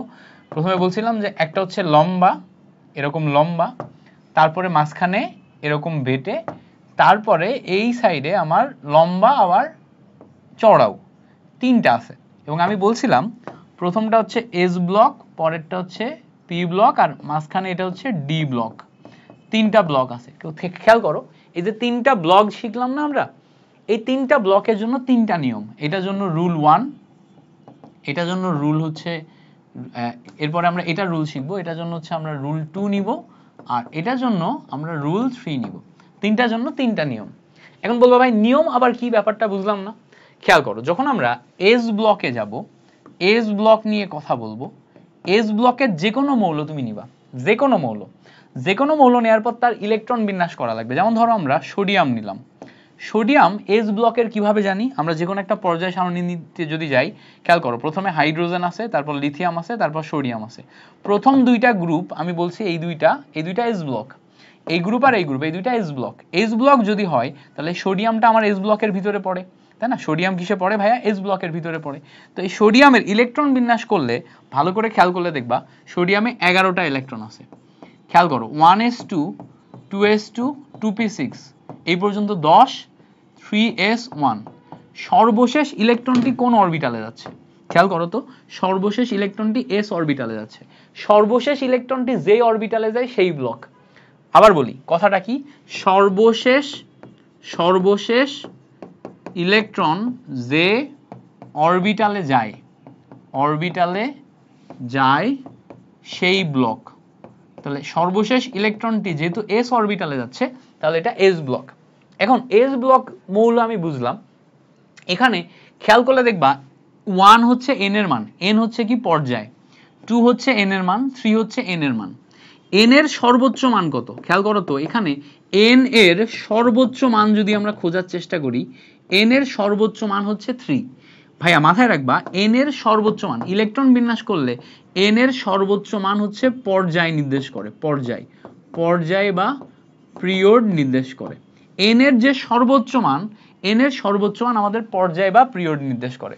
তো এন এর সর্বোচ্চ মান কত আসছে ভাইয়া? 3 আসছে। খেয়াল করো, এন এর সর্বোচ্চ মান 3 আসছে, তাহলে এন এর সর্বোচ্চ মান পর্যায় বা পিরিয়ড নির্দেশ করে। অর্থাৎ সোডিয়াম কোন পর্যায়ের মৌল? 3 নাম্বার পর্যায়ের মৌল। দেখো ভালো করে খেয়াল করলে দেখবা এইটা হচ্ছে আমার 1 নাম্বার পর্যায়, এটা 2 নাম্বার পর্যায়, এটা 3 নাম্বার পর্যায়। তাহলে সোডিয়াম কত নাম্বার পর্যায়ের মৌল? 3 নাম্বার পর্যায়ের মৌল আসছে, বুঝতে পারছো? এবার খেয়াল করো, এই যে ব্লক দেখলাম না আমরা, ব্লক কি দেখলাম? যেই অরবিটালে প্রবেশ করে, যেই সর্বশেষ ইলেকট্রনটি যেই অরবিটালে প্রবেশ করে সেটা হচ্ছে আমার ব্লক। যদি এস ব্লক মৌল হয়, এস ব্লক মৌল হলে এস অরবিটালে একটা ইলেকট্রন যদি পাও তাহলে সেটা গ্রুপ 1 নির্দেশ করবে, গ্রুপ 1 নির্দেশ করবে। এস অরবিটালে সর্বোচ্চ 2টা ইলেকট্রন ধরে, 2টা ইলেকট্রন যদি পাও তখন সেটা গ্রুপ 2 নির্দেশ করবে, গ্রুপ 2 নির্দেশ করবে। তাহলে একটা ইলেকট্রন হলে গ্রুপ 1, 2টা ইলেকট্রন হলে গ্রুপ 2, বুঝতে পারছো? তাহলে নিয়ম 1 এর ভিতরে আমরা দেখতে পাচ্ছি যখন আমরা এস ব্লক নিব, এন এর সর্বোচ্চ মান আমার পর্যায় নির্দেশ করবে। যদি আমার এখানে এস অরবিটালে একটা ইলেকট্রন থাকে তাহলে গ্রুপ 1 নির্দেশ করবে, 2টা হলে গ্রুপ 2 নির্দেশ করবে। যেমন ধরো এখানে সোডিয়ামের ইলেকট্রন বিন্যাস করলে 3s1, এস অরবিটালে একটা ইলেকট্রন যায়, এস অরবিটালে একটা ইলেকট্রন যাওয়ার কারণে দেখো এটা 1 নাম্বার গ্রুপে আছে। কয় নাম্বার গ্রুপে? 1 নাম্বার গ্রুপে। বুঝাইতে পারছি? এটা কয় নাম্বার গ্রুপে? 1 নাম্বার গ্রুপে।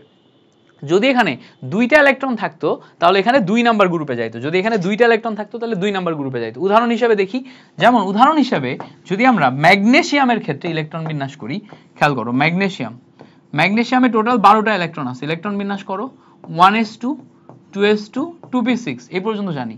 ভাই 3s এ কয়টা ইলেকট্রন যাবে? 2টা। খেয়াল করো তো n এর সর্বোচ্চ মান কত?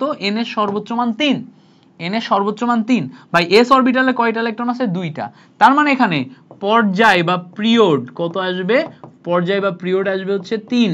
আর এখানে গ্রুপ কত আসবে ভাইয়া? যেহেতু s অরবিটালের উপর 2টা ইলেকট্রন আছে, গ্রুপ আসবে 2। তাহলে পর্যায় বা পিরিয়ড 3, গ্রুপ আসছে কত? 2। That's it. পর্যায় বা পিরিয়ড 3, গ্রুপ আসছে কত? 2। এইভাবে তুমি ইলেকট্রন বিন্যাসের মাধ্যমে এস ব্লকের যে কোনো মৌল বের করতে পারবা, এস ব্লকের যে কোনো মৌল। আচ্ছা এবার আসি এস ব্লকের পরে আমরা যদি অন্য ব্লকের দিকে যাই, অন্য ব্লক মানে ধরো আমরা পি ব্লকের দিকে গেলাম, আমরা পি ব্লকের দিকে গেলাম, পি ব্লকের মৌলগুলা কিভাবে পর্যায় এবং গ্রুপ বের করব? Same process, same process. কি করতে হবে? খেয়াল করো, পি ব্লকের ইলেকট্রন বিন্যাস করলে সর্বশেষ ইলেকট্রনটি পি অরবিটালে প্রবেশ করবে। ভালো করে খেয়াল করো, আমরা পি ব্লক থেকে ফসফরাস নিলাম, ফসফরাস হচ্ছে পি ব্লকের একটা মৌল। তোমার ইলেকট্রন সংখ্যা কত আছে? 15টা। পারমাণবিক সংখ্যা কত? 15টা। ইলেকট্রন বিন্যাস করলে 1s2, 2s2, 2p6। এরপরে দেখো 3s2 আসে, 3p3 আসে। কত আসে? 3p3। ভালো করে খেয়াল করলে দেখবা সর্বশেষ ইলেকট্রনটা পি অরবিটালে যায়। পি অরবিটালে কয়টা ইলেকট্রন গেছে? 3টা গেছে। খেয়াল করো 2, 4, 10, 12, 15, 15টা ইলেকট্রন আমরা ইলেকট্রন বিন্যাস করে ফেলছি। সো এখানে দেখো 3p অরবিটালে 3টা ইলেকট্রন গেল, বুঝতে পারলাম? ভাই n এর সর্বোচ্চ মান কত? দেখো n এর সর্বোচ্চ মান 3। তাহলে n এর সর্বোচ্চ মান, সর্বোচ্চ মান ইকুয়ালস টু 3।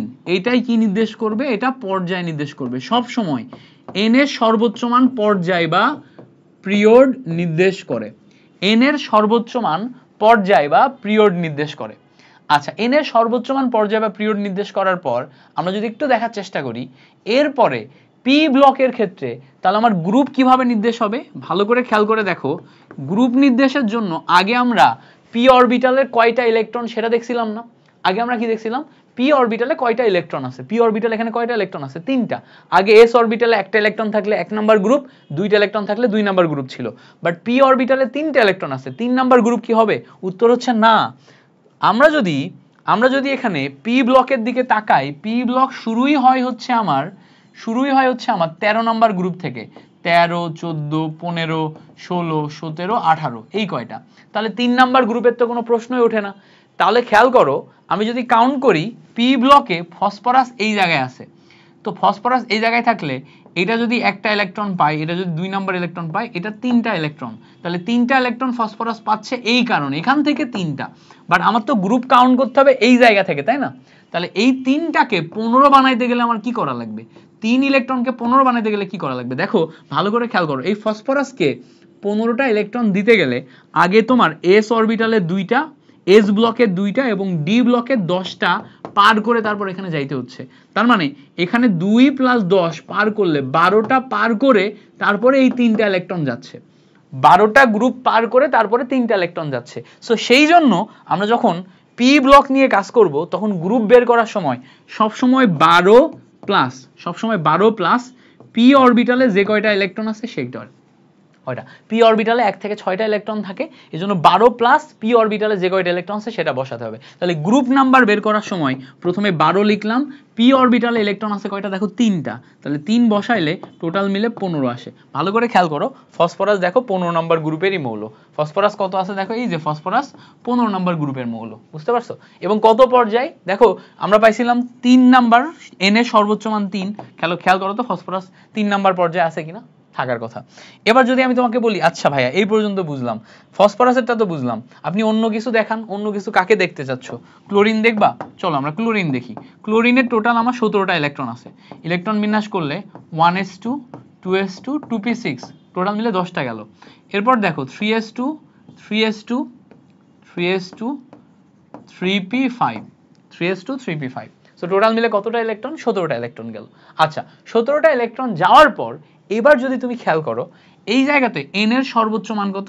n এর সর্বোচ্চ মান 3, n এর সর্বোচ্চ মান কত? n এর সর্বোচ্চ মান 3। এবার n এর সর্বোচ্চ মান যদি 3 হয় এটা আমার কি নির্দেশ করবে? এটা আমার পর্যায় নির্দেশ করবে। n এর সর্বোচ্চ মান 3 হলে এটা আমার পর্যায় নির্দেশ করবে। এবার ভালো করে খেয়াল করো, পর্যায় নির্দেশ করার পর আমি যদি এখন গ্রুপ নির্দেশ করাইতে চাই, আমি বলছিলাম যদি সর্বশেষ ইলেকট্রনটি p অরবিটালে যায় তখন গ্রুপ বের করা সিস্টেম কি? প্রথমে তুমি 12 নিবা, তারপর p অরবিটালে কয়টা ইলেকট্রন আছে সেটা নিবা। তাহলে 12 নিলা, p অরবিটালে ইলেকট্রন দেখো 5টা আছে, এটা বসালা, ক্যালকুলেশন করলে 17 আসে। তাহলে এখান থেকে তুমি গ্রুপ পাচ্ছ কত? 17। গ্রুপ কত পাচ্ছ? 17। সো p অরবিটালে ইলেকট্রন এটা হচ্ছে মাস্ট, বুঝতে পারছো? তাহলে এটা হচ্ছে একটা নিয়ম যেটা আমাদের মাথায় রাখতে হবে। এখন কেন হইলো এটাও কিন্তু বুঝাই দিছি, যে মাঝখানে এস ব্লকের 2টা গ্রুপ আর ডি ব্লকের 10টা গ্রুপ পার করে যেতে হচ্ছে, এই জন্য আমরা 2 এবং 10 12 যোগ করতেছি এখানে গ্রুপ বের করার সময়, মাথায় থাকে যেন। ওকে, এবার দেখো আমরা যদি গ্রুপ বের করার ক্ষেত্রে এই যে এই জায়গাটায় জায়গা রাখা ছিল হচ্ছে তোমার ইয়ার জন্য, পি ব্লকের জন্য। সো পি ব্লকে আরেকটা করে দেখি, হ্যাঁ যেমন ধরো পি ব্লকে আমি যদি আরেকটা বের করি, আমি যদি এখানে পি ব্লকের জন্য সিলিকন অথবা অ্যালুমিনিয়াম বের করার ট্রাই করি, অ্যালুমিনিয়ামই বের করার ট্রাই করি। অ্যালুমিনিয়ামের জন্য কত হবে বলো তো? 13টা ইলেকট্রন। তাহলে অ্যালুমিনিয়ামের ইলেকট্রন বিন্যাস করলে 1s2 2s2 2p6, তারপরে 3s1, এই পর্যন্ত 10 আর একটা 11। সর্বশেষ ইলেকট্রনটি কোন অরবিটালে গেছে? 3s1 এ, যেখানে n এর সর্বোচ্চ মান কত ভাইয়া? n এর সর্বোচ্চ মান 3 হলে এটাই হচ্ছে আমার পিরিয়ড বা পর্যায়, এটাই হচ্ছে আমার পিরিয়ড বা পর্যায়। এবার দেখো এটা হচ্ছে 3s1 গেছে না, এখানে ভুল করছি, 3s2 এই হচ্ছে 12, 3p1 এই হচ্ছে আমার 13, 3s2 হলে 12 হয় আর 3p1 হলে 13 হয়। দেখো এই পর্যন্ত 12 আর একটা 13, তাহলে সর্বশেষটি তোমার কোথায় গেছে? সর্বশেষটি তোমার হচ্ছে n এর মান 3 এ গেছে। তাহলে এখন যখন আমি গ্রুপ বের করব, সর্বশেষ ইলেকট্রনটা কোন অরবিটালে গেল? p অরবিটালে। p অরবিটালে গেলে 12 এবং p অরবিটালে ইলেকট্রন, p অরবিটালে কয়টা ইলেকট্রন আছে? একটা, তাহলে 12 প্লাস 1 মিলে আমার গ্রুপ আসবে কত? 13। খেয়াল করে দেখো তো এই অ্যালুমিনিয়াম 13 নম্বর গ্রুপে আছে কিনা, উত্তর হচ্ছে আছে। সেম ভাবে তুমি কার্বনের ইলেকট্রন বিন্যাস করো, সেম পাবা, নাইট্রোজেনের করো, সেম পাবা।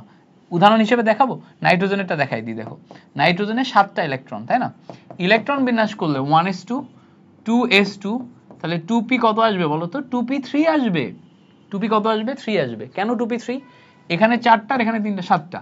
এবার বলো তো n এর সর্বোচ্চ মান কত? n এর সর্বোচ্চ মান 2, n এর সর্বোচ্চ মান 2 হলে এটা 2 নাম্বার পর্যায়ের মৌল। আচ্ছা পর্যায় 2 পাইলাম, তাহলে গ্রুপ কত পাবো ভাই? গ্রুপ যেহেতু p অরবিটাল ইলেকট্রন গেছে, প্রথমে 12, তারপর p অরবিটাল ইলেকট্রন কয়টা? 3টা, সব মিলাই দেখো 15 আসতেছে। পাইছো? নাইট্রোজেন 15 নাম্বার গ্রুপে, নাইট্রোজেন 15 নাম্বার গ্রুপে আসছে। এটা কত পাইলাম? এটা হচ্ছে রুল নাম্বার 2, পি ব্লকের রুল, রুল নাম্বার 2 পি ব্লকের রুল। এবার খেয়াল করো আমরা যখন ডি ব্লক নিয়ে কাজ করব তখন ডি ব্লকের জন্য আলাদা রুল আছে, ডি ব্লকের জন্য আলাদা রুল আছে, ডি ব্লক রুল। ডি ব্লকের জন্য কি রুল পাবা ভাইয়া? এন এর সর্বোচ্চ মান আবারও আগের মতো পর্যায় নির্দেশ করবে, এন এর সর্বোচ্চ মান ইকুয়াল টু পর্যায়, এটা কোনো চেঞ্জ নাই, মানে এটা হচ্ছে এন এর সর্বোচ্চ মান পিরিয়ড নির্দেশ করবে। আচ্ছা বুঝলাম। এন এর সর্বোচ্চ মান যখন পিরিয়ড নির্দেশ করে তখন আমার গ্রুপ নির্ণয়ের জন্য কি করা লাগবে? ভালো করে খেয়াল করো, গ্রুপ যখন নির্ণয় করব তখন ডি ব্লকের ক্ষেত্রে আমরা আগের যদি দেখি, পর্যায় সারণী দেখি, ডি ব্লকের ক্ষেত্রে এই জায়গা থেকে এই অংশটুকু টোটালটা ডি ব্লক না? এই অংশটুকু ডি ব্লক। দেখো তো এই স্ক্যান্ডিয়ামে ঢুকতে গেলে আগে আমার 2টা গ্রুপ পার করে যাওয়া লাগে, দুইটা গ্রুপ, মাত্র দুইটা গ্রুপ পার করে যাওয়া লাগে। সো এই দুইটা যেহেতু পার করে তারপর যাওয়া লাগছে, এই দুইটা অটোমেটিক যোগ করা লাগবে। তাহলে নিয়ম আকারে যদি আমি লিখতে যাই, তাহলে যখনই আমি ডি ব্লক নিয়ে কাজ করব, প্রথমে আমি 2 লিখবো, তারপর ডি তে যে কয়টা ইলেকট্রন থাকে সেটা, ডি তে 1 থেকে 10 এর ভিতর যে কয়টা ইলেকট্রন থাকে সেটা। যেমন ধরো আমি যদি একটু আয়রনের কাছে যাই, আয়রনে আমাদের টোটাল ইলেকট্রন কয়টা আছে? 26টা। আয়রনে ইলেকট্রন বিন্যাস করলে 1s2 2s2 2p6, 1s2 2s2 2p6 কয়টা গেল? 10টা। এরপর দেখো 3s2 3p6 পাইলাম, কয়টা গেল? 18টা। এরপর আসে আমার 3d এবং 4s। তো 18টার পরে পরবর্তী ইলেকট্রন 4s এ যায়, 4s এ কয়টা ইলেকট্রন যায়? 2টা, 20টা গেল। 26টা করতে গেলে 3d তে 6টা যায়। তাহলে সর্বশেষ ইলেকট্রনটি কিন্তু d অরবিটালে গেছে। বাট n এর সর্বোচ্চ মান কত? ভাইয়া n এর সর্বোচ্চ মান ভালো করে খেয়াল করে দেখবা 4। তার মানে এই 4ই হচ্ছে আমার পর্যায়। আচ্ছা, 4 পর্যায় মেনে নিলাম। বাট গ্রুপ কত হবে? ভাইয়া গ্রুপ নির্ণয় করতে গেলে সর্বশেষ ইলেকট্রনটি যেই অরবিটালে গেছে সেটার দিকে তাকাতে হবে। সেটা কি এখানে আমাদের ডি। ডি যদি হয়, ডি অরবিটালে ইলেকট্রন আছে কয়টা? 6টা। বাট আমরা জানি নিয়ম অনুসারে 2 যোগ করা লাগবে, এরপরে কতগুলো ইলেকট্রন সেটা যোগ করা লাগবে। তাহলে 2 যোগ করলাম, এরপরে কতগুলো ইলেকট্রন সেটা যদি যোগ করি, তাহলে এইটা করলে টোটাল মিলে আমার হিসাব অনুযায়ী কত আসতেছে? ভালো করে খেয়াল করো, 2 আর এদিকে 6 মিলে আসতেছে হচ্ছে আমার 8। 2 এবং 6 মিলে আসতেছে কত? আমার 8। তাহলে দেখো তো এই ইয়া যেটা আছে কি বলে, এই নিয়ম অনুসারে আমার হচ্ছে যে আয়রন যেটা আছে এটা আমার 8 নাম্বার গ্রুপে হচ্ছে কিনা, দেখো 8 নাম্বার গ্রুপে হচ্ছে কিনা, এটা 8 নাম্বার গ্রুপে হচ্ছে। ওকে, এইবারটা তোমার মনে এক জায়গাতে একটু কনফিউশন আসবে, এটাও ক্লিয়ার করে দিই। ক্রোমিয়ামের ইলেকট্রন বিন্যাসে তোমার কনফিউশন আসবে। ক্রোমিয়ামে তুমি 24টা ইলেকট্রন নিলাম, দেখো 1s2 2s2 2p6 3s2 3p6। ভাইয়া তুমি জানো ক্রোমিয়ামের ইলেকট্রন বিন্যাস ব্যতিক্রম। তুমি বলবা ভাইয়া ক্রোমিয়ামের ইলেকট্রন বিন্যাসে তো এই 3d তে আমার 5টা ইলেকট্রন হয়, 4s এ একটা ইলেকট্রন হয়। তাহলে এখন ক্রোমিয়ামের ইলেকট্রন বিন্যাস যদি আমি ব্যতিক্রম ইলেকট্রন বিন্যাস করি, তাহলে আমার গ্রুপ কি মিলবে? উত্তর হচ্ছে না ভাইয়া। ক্রোমিয়ামের ব্যতিক্রম ইলেকট্রন বিন্যাস করলে তো গ্রুপ মিলবে না। ব্যতিক্রম ইলেকট্রন বিন্যাস করা হয় ডি অরবিটালে সুস্থিতির জন্য। বাট গ্রুপ সিস্টেম যখন আমি করছি তখন তো আর আমি ব্যতিক্রম সিস্টেমে করি নাই, তখন আমি নর্মাল সিস্টেমে করছি। তার মানে যখন আমি গ্রুপ নির্ণয় করব তখন আমার ব্যতিক্রম ইলেকট্রন বিন্যাস করলে হবে না, নর্মাল ইলেকট্রন বিন্যাস করা লাগবে। নর্মাল ইলেকট্রন বিন্যাসে 4s এ 2টা আর তোমার 3d তে কয়টা যায়? 4টা যায় নর্মাল ইলেকট্রন বিন্যাসে। তখন আমি এইটাকে নিতে পারবো সর্বোচ্চ পর্যায়, n এর মান 4। আর তখন আমি গ্রুপ বের করতে গেলে খেয়াল করো, 2টা যাবে আমার কি প্রথম s অরবিটালের জন্য, আর d অরবিটালে কয়টা ইলেকট্রন গেছে? 4টা। ক্যালকুলেশন করলে দেখো এখন গ্রুপ আসবে 6, ক্রোমিয়ামের জন্য 6। এখন তুমি যদি চিন্তা করো ভাইয়া এখানে তুমি 5 বসাবা আবার এখানে 2 নিবা, তাহলে হবে না তো, কারণ তুমি s অরবিটাল থেকে একটা ইলেকট্রন অলরেডি এখানে নিয়ে নিছো। s অরবিটালে আমার 2 থাকা অবস্থায় এখানে যে কটা হবে সেইটা কাউন্ট করতে হবে। s অরবিটালে একটা দিয়ে এখানে কাউন্ট করলে তো হবে না, তখন ভুল হয়ে যাবে। সো আমাদের ইলেকট্রন বিন্যাসের ব্যতিক্রম নিয়মের ব্যতিক্রম জায়গাটা আলাদা। বাট তুমি যখন গ্রুপ সিস্টেম নিয়ে কাজ করবা তখন কিন্তু তোমাকে নর্মাল ইলেকট্রন বিন্যাসে আসতে হবে, তাহলেই তুমি মিলাইতে পারবা। সেম ফর কপারের ব্যতিক্রম ইলেকট্রন বিন্যাস করে মিলাইলে হবে না। এবার আসো আমরা যে কোনো একটা ইলেকট্রন বিন্যাস এবং করে তার গ্রুপ এবং পর্যায় দেখব। যেমন ধরো হাইড্রোজেনের জন্য আমরা যদি দেখি 1s1, তার মানে কি s অরবিটালে একটা ইলেকট্রন আছে, গ্রুপ কোনটা আসবে? গ্রুপ 1 আসবে। পর্যায় কত আসবে? পর্যায় আমাদের 1 আসবে। দেখো 1s2 s অরবিটালে 2টা ইলেকট্রন আছে, তার মানে গ্রুপ 2, পর্যায় কত? 1। লিথিয়ামের ক্ষেত্রে দেখো 1s1 2s1 1s2 2s1, তাহলে দেখো s অরবিটালে একটা ইলেকট্রন আছে, তার মানে গ্রুপ 1, পর্যায় কত? n এর সর্বোচ্চ মান 2, পর্যায় 2। দেখো 1s2 2s2 বেরিলিয়ামের জন্য তোমার গ্রুপ কত যাবে? 2 যাবে, এবং পিরিয়ড কত যাবে? পর্যায় কত যাবে? 2 যাবে, কারণ কি n এর সর্বোচ্চ মান 2। তারপরে দেখো বেরিলিয়ামের পর বোরনের জন্য আমাদের পি অরবিটাল, ভালো করে খেয়াল করো, পি অরবিটালে গ্রুপ বের করতে গেলে 12 সাথে পি অরবিটাল ইলেকট্রন যোগ করতে হয়, তাহলে 12 আর পি অরবিটাল ইলেকট্রন 13, তাহলে এখানে আমাদের গ্রুপ কত আসছে? 13। এবং আমাদের পর্যায় কত আসছে ভাইয়া? n এর সর্বোচ্চ মান 2, এর জন্য পর্যায় 2। কার্বনের জন্য সেম, কার্বনের জন্য যখন আমি বের করব পি অরবিটাল, সর্বশেষ ইলেকট্রনটি পি অরবিটালে গেছে, তাহলে গ্রুপ বের করতে গেলে 12 সাথে তোমার পি অরবিটাল ইলেকট্রন 2 যোগ করলে 14 আসে, পর্যায় কত ভাইয়া? পর্যায় 2। এভাবে তুমি যে কোনোটা বের করবা পারবা। ধরো আমি যদি তোমাকে এখন আমি নিয়ন বের করতে বলি, পারবা কিনা বলো? নিয়নের সর্বশেষ ইলেকট্রনটি দেখো পি অরবিটালে গেছে, পি অরবিটালে গেলে গ্রুপ বের করবা, প্রথমে 12 নিবা, পি অরবিটালে ইলেকট্রন আছে 6টা, কাউন্ট করলে 18 আসছে গ্রুপ, পর্যায় কত, দেখো n এর সর্বোচ্চ মান 2 মানে দ্বিতীয় পর্যায়। বুঝতে পারছো? এইভাবে তুমি যে কোনোটার নিয়ম অনুযায়ী করলেই পেয়ে যাবা। আচ্ছা, এবার আমরা একটু ডি অরবিটালের কিছু একটা দেখি। ডি অরবিটাল বিশিষ্ট সাপোজ ধরো আমরা হচ্ছে যে ভ্যানাডিয়াম নিলাম। ভ্যানাডিয়ামের জন্য যদি আমি বের করি, সর্বশেষ ইলেকট্রনটি দেখো ডি অরবিটালে গেছে। কয়টা ইলেকট্রন গেছে? 3d। তাহলে গ্রুপ বের করার সময় আমি যখন দেখছি ডি অরবিটালে যাচ্ছে মানে ডি ব্লক, তখন 2 এর সাথে ডি অরবিটালের ইলেকট্রন কত? 3টা, টোটাল মিলে কত আসে? 5। পর্যায় কত আসবে ভাইয়া? পর্যায় ভালো করে খেয়াল করলে দেখবা n এর সর্বোচ্চ মান 4, তাহলে চতুর্থ পর্যায়ে 5 নাম্বার গ্রুপ। খেয়াল করছো? এবার আমি বলছি যে ক্রোমিয়ামের ইলেকট্রন বিন্যাস ব্যতিক্রম ধরে নিয়ে করলে হবে না, ক্রোমিয়ামের ইলেকট্রন বিন্যাস নরমাল করতে হবে, কপার ইলেকট্রন বিন্যাস নরমাল করতে হবে, তাহলে মিলবে। ব্যতিক্রম ইলেকট্রন বিন্যাস করলে যেই নিয়মে শেখাইছে এই নিয়মে মিলবে না। ওকে, এই হচ্ছে আমাদের বেসিক কাহিনী। তাহলে আমরা এই জায়গা থেকে একটা সিদ্ধান্তে পৌঁছাইতে পারি যে আমরা যখন পর্যায় এবং গ্রুপ বের করছি, পর্যায় এবং গ্রুপ বের করার ক্ষেত্রে সিদ্ধান্ত হচ্ছে ইলেকট্রন বিন্যাসের মাধ্যমে কোন মৌলের কত নম্বর পর্যায় এবং কত নম্বর গ্রুপ তা বের করা যায়। তাহলে যদি জিজ্ঞেস করে কোন মৌলের গ্রুপ এবং পর্যায় বের করার জন্য নিচের কোনটি ব্যবহার করা হয়, উত্তর হচ্ছে ইলেকট্রন বিন্যাস। এমসিকিউ এর জন্য মাস্ট মুখস্থ করব, উত্তর হচ্ছে ইলেকট্রন বিন্যাস। যে সকল মৌলের বাইরের প্রধান শক্তি স্তরের ইলেকট্রন বিন্যাস একই রকম হয় সে সকল মূলক একই গ্রুপে অবস্থিত। বাইরের শক্তি স্তরের ইলেকট্রন বিন্যাস সেম হলে তারা একই গ্রুপে অবস্থিত, বাইরের শক্তি স্তরের ইলেকট্রন বিন্যাস ভিন্ন ভিন্ন হলে তারা ভিন্ন ভিন্ন গ্রুপে অবস্থিত। খেয়াল করো, একটা হচ্ছে বাইরের শক্তি স্তরের ইলেকট্রন বিন্যাস একই রকম আর বাইরের শক্তি স্তরের ইলেকট্রন বিন্যাস ভিন্ন ভিন্ন। ঠিক আছে, ইলেকট্রন বিন্যাস ভিন্ন ভিন্ন, তাহলে একটা হচ্ছে একই রকম আর একটা হচ্ছে ভিন্ন ভিন্ন। খেয়াল করো। আচ্ছা, এইবারটা পরবর্তীতে আসি। যে সকল মৌলের ইলেকট্রন বিন্যাসের বাইরে শক্তি স্তরে মোট ইলেকট্রন সংখ্যা একটি, সেই সকল মৌলকে ইলেকট্রন দান করে ধনাত্মক আয়নে মানে পরিণত হওয়ার প্রবণতা দেখায়। এই যে কথাটা, এই কথাটা কার জন্য ভালো করে একটু বোঝার চেষ্টা করলে, আমরা যদি পর্যায় সারণীতে গ্রুপ 1 দেখি, গ্রুপ 1 এ আমাদের লিথিয়াম আছে, সোডিয়াম আছে, পটাশিয়াম আছে, রুবিডিয়াম আছে, সিজিয়াম আছে, তারপর ফ্রান্সিয়াম আছে। সিজিয়াম, আগে ফ্রান্সিয়াম তারপর সিজিয়াম আছে। এই যে গ্রুপটা দেখলাম এটা হচ্ছে গ্রুপ 1। গ্রুপ 1 এর ইলেকট্রন বিন্যাস করলে দেখবা সর্বশেষ ইলেকট্রন অরবিটালে 1s2 2s1 হয়। সর্বশেষ অরবিটালে একটা করে ইলেকট্রন থাকে, 1s2 2s2 2p6 3s1। সর্বশেষ অরবিটালে একটা করে ইলেকট্রন থাকে। তো যে সকল মৌলের সর্বশেষ অরবিটালে এরকম একটা করে ইলেকট্রন আছে, এই একটা করে ইলেকট্রন থাকলে এরা সবাই একটা ইলেকট্রন ছেড়ে দিয়ে lithium plus, sodium plus, potassium plus এগুলাতে পরিণত হয়। আর যদি একটা করে ইলেকট্রন ছেড়ে দেয় তাহলে সেই ইলেকট্রনকে আমরা ইলেকট্রন দান বলতে পারি না? দান বলতে পারি। আচ্ছা, এই কথাটা যদি বুঝতে পারি, এবার আরেকটা কথা বুঝি।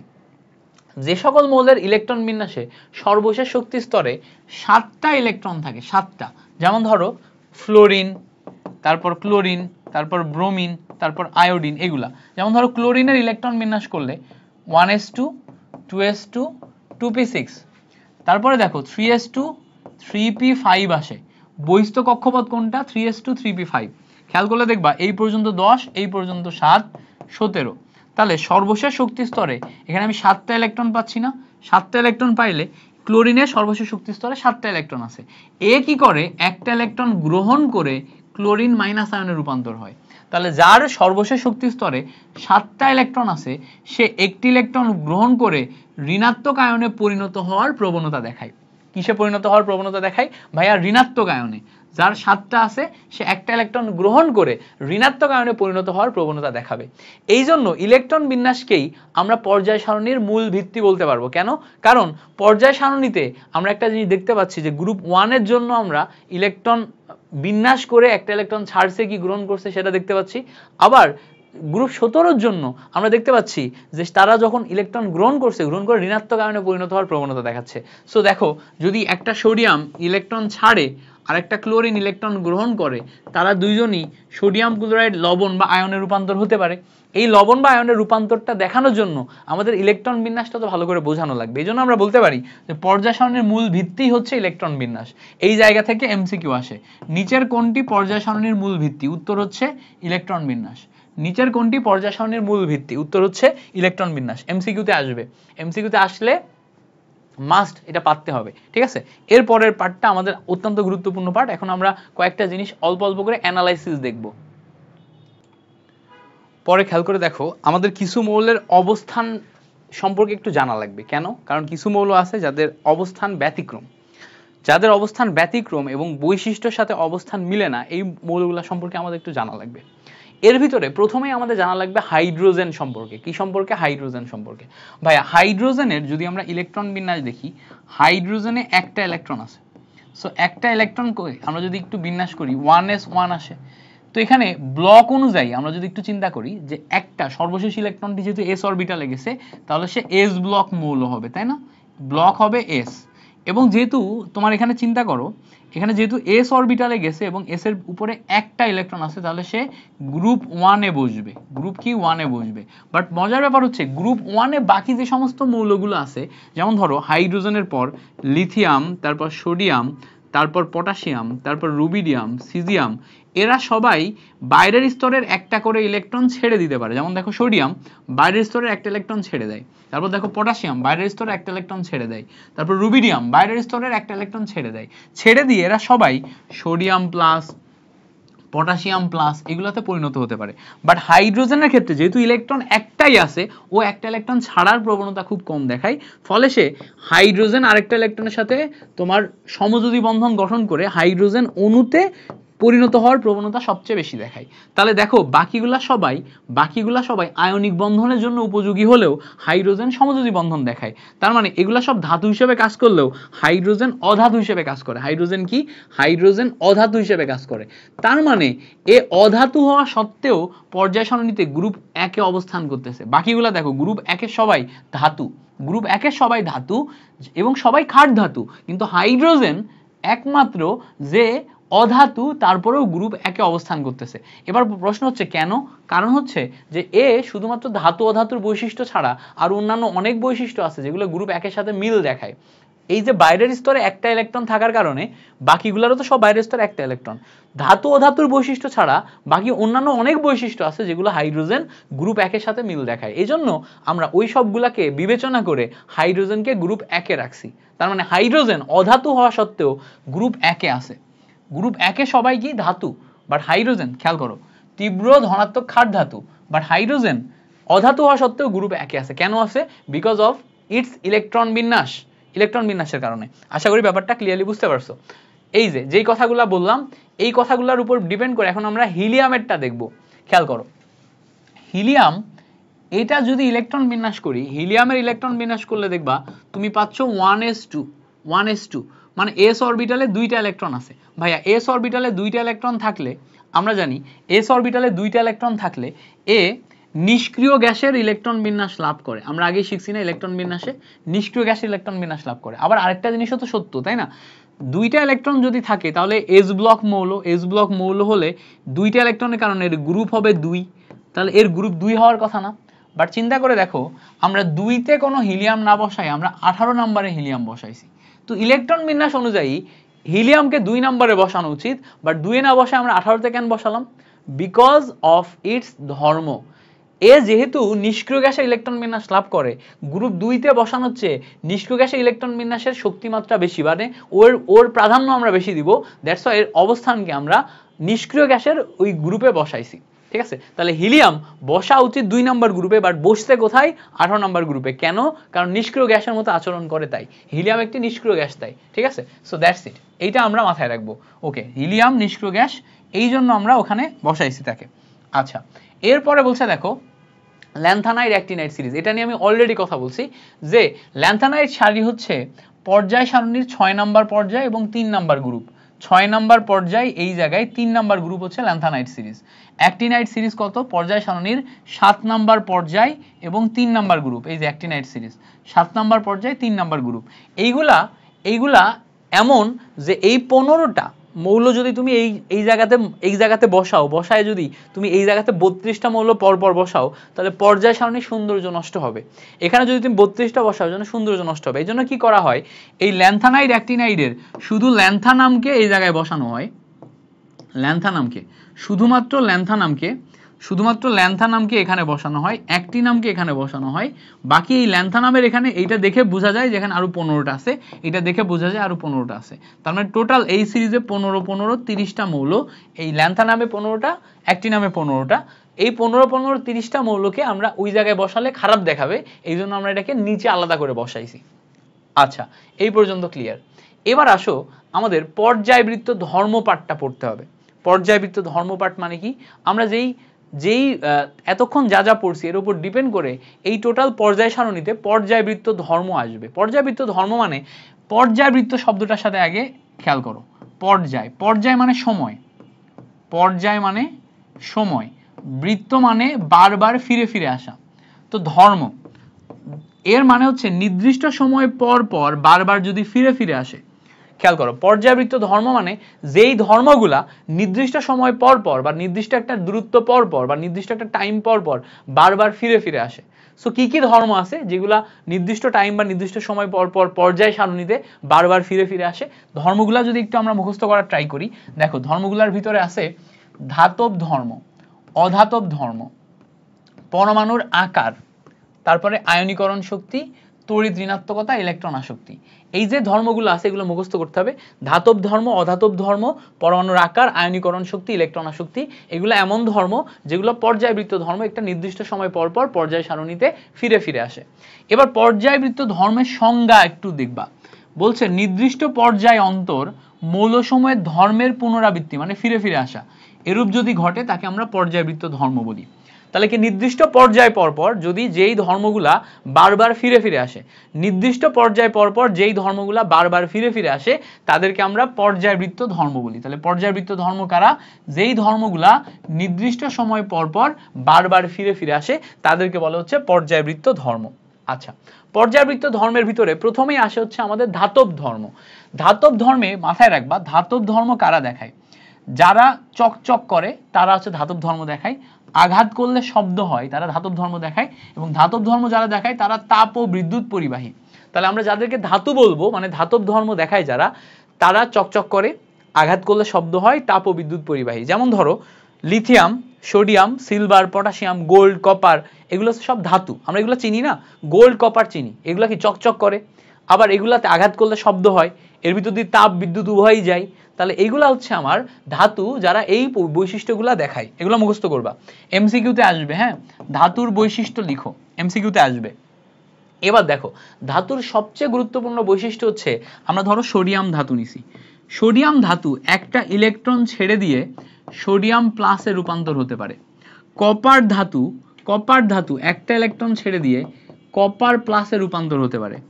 আয়রন ধাতু দুইটা ইলেকট্রন ছেড়ে দিয়ে আয়রন 2 প্লাসে রূপান্তর হতে পারে।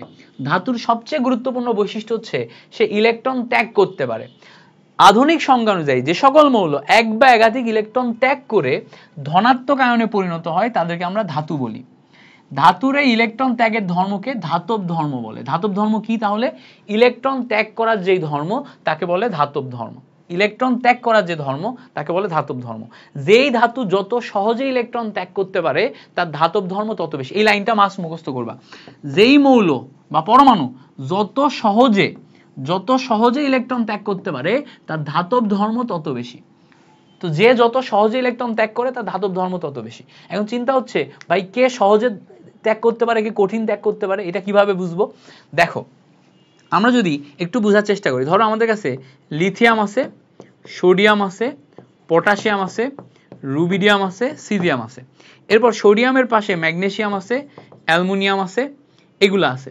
তো এইটা খেয়াল করলে দেখবা পর্যায় সারণীতে উপর থেকে নিচে গেছে, আরেকটা হচ্ছে বাম থেকে ডানে গেছে। আমরা আগেই বলেছিলাম বাম থেকে ডানে গেলে ইলেকট্রন প্রোটন সংখ্যা বাড়ে। সোডিয়ামে 11টা ইলেকট্রন 11টা প্রোটন, ম্যাগনেসিয়ামে 12টা ইলেকট্রন 12টা প্রোটন, অ্যালুমিনিয়ামে 13টা ইলেকট্রন 13টা প্রোটন। আর উপর থেকে নিচে গেলে একটা করে পর্যায় বাড়ে। সোডিয়ামের চেয়ে পটাশিয়ামে একটা পর্যায় বেশি, পটাশিয়ামের চেয়ে রুবিডিয়াম একটা পর্যায় বেশি, সিজিয়ামে আরেকটা পর্যায় বেশি। অর্থাৎ লিথিয়াম যখন আমি নিচ্ছি পর্যায় একটা, লিথিয়ামকে যখন আমি সোডিয়াম করতেছি পর্যায় আরেকটা, যখন আমি এখানে পটাশিয়াম করতেছি পর্যায়ে আরেকটা, যখন আমি রুবিডিয়াম করতেছি তখন পর্যায়ে আরো একটা। খেয়াল করো পর্যায় বা অরবিটাল যত বাড়ে, পর্যায় বা অরবিটাল যত বাড়ে, কেন্দ্রের সাথে এর মাঝখানে দূরত্ব অনেক কমে যায়। কেন্দ্রের সাথে দূরত্ব কমে গেলে এই বাইরের ইলেকট্রনকে ইজিলি বের করে ফেলা যায়। সো বাইরের ইলেকট্রনকে যত ইজিলি বের করে ফেলা যাবে, যত সহজে বের করানো যাবে, তত ধাতব ধর্ম বেশি। তার মানে আমি উপর থেকে নিচে যত যাচ্ছি তত আমার ধাতব ধর্ম বাড়তেছে। এই দিক থেকে এদিকে গেলে ঠিক তার উল্টা, বাম থেকে ডানে গেলে আমার কোনো পর্যায় বাড়ে না, একই পর্যায় বা একই অরবিটালে ইলেকট্রন বাড়ে। একই পর্যায়ে ইলেকট্রন যদি বাড়ে তাহলে কেন্দ্রের সাথে আকর্ষণ বল বেড়ে যায়। কেন্দ্রের সাথে আকর্ষণ বল বেড়ে গেলে এই আকার ছোট হয়। সোডিয়ামের চেয়ে ম্যাগনেসিয়ামের আকার ছোট, ম্যাগনেসিয়ামের চেয়ে অ্যালুমিনিয়ামের আকার আরো ছোট। আকার যত ছোট হয় তত বাইরে থেকে ইলেকট্রন বের করা কষ্ট হয়, ফলে আমার এখানে ধাতব ধর্ম হ্রাস পায়। তাহলে পর্যায় সারণীর বাম থেকে ডানে গেলে ধাতব ধর্ম হ্রাস পাচ্ছে, উপর থেকে নিচে গেলে ধাতব ধর্ম বৃদ্ধি পাচ্ছে।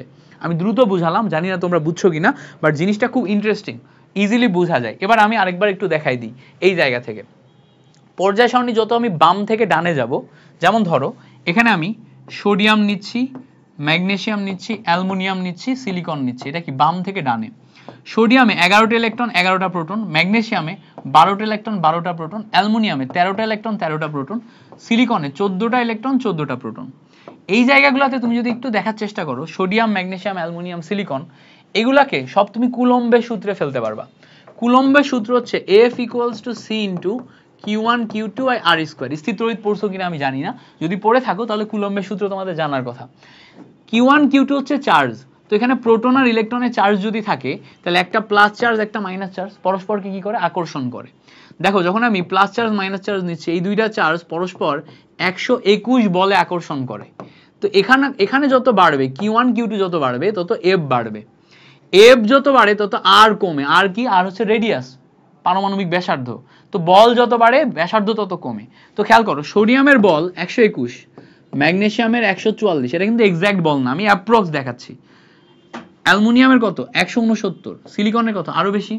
তো দেখো যত আমি বাম থেকে ডানে যাচ্ছি তত আমার বল বাড়তেছে, কারণ কি, চার্জ বাড়তেছে।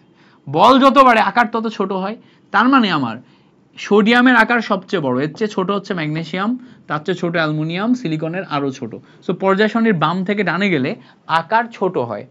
আকার ভাইয়া যত ছোট হয়, আকার যত ছোট হয় তত আমার বাইরের স্তর থেকে ইলেকট্রন বের করা কঠিন হয়ে যায়।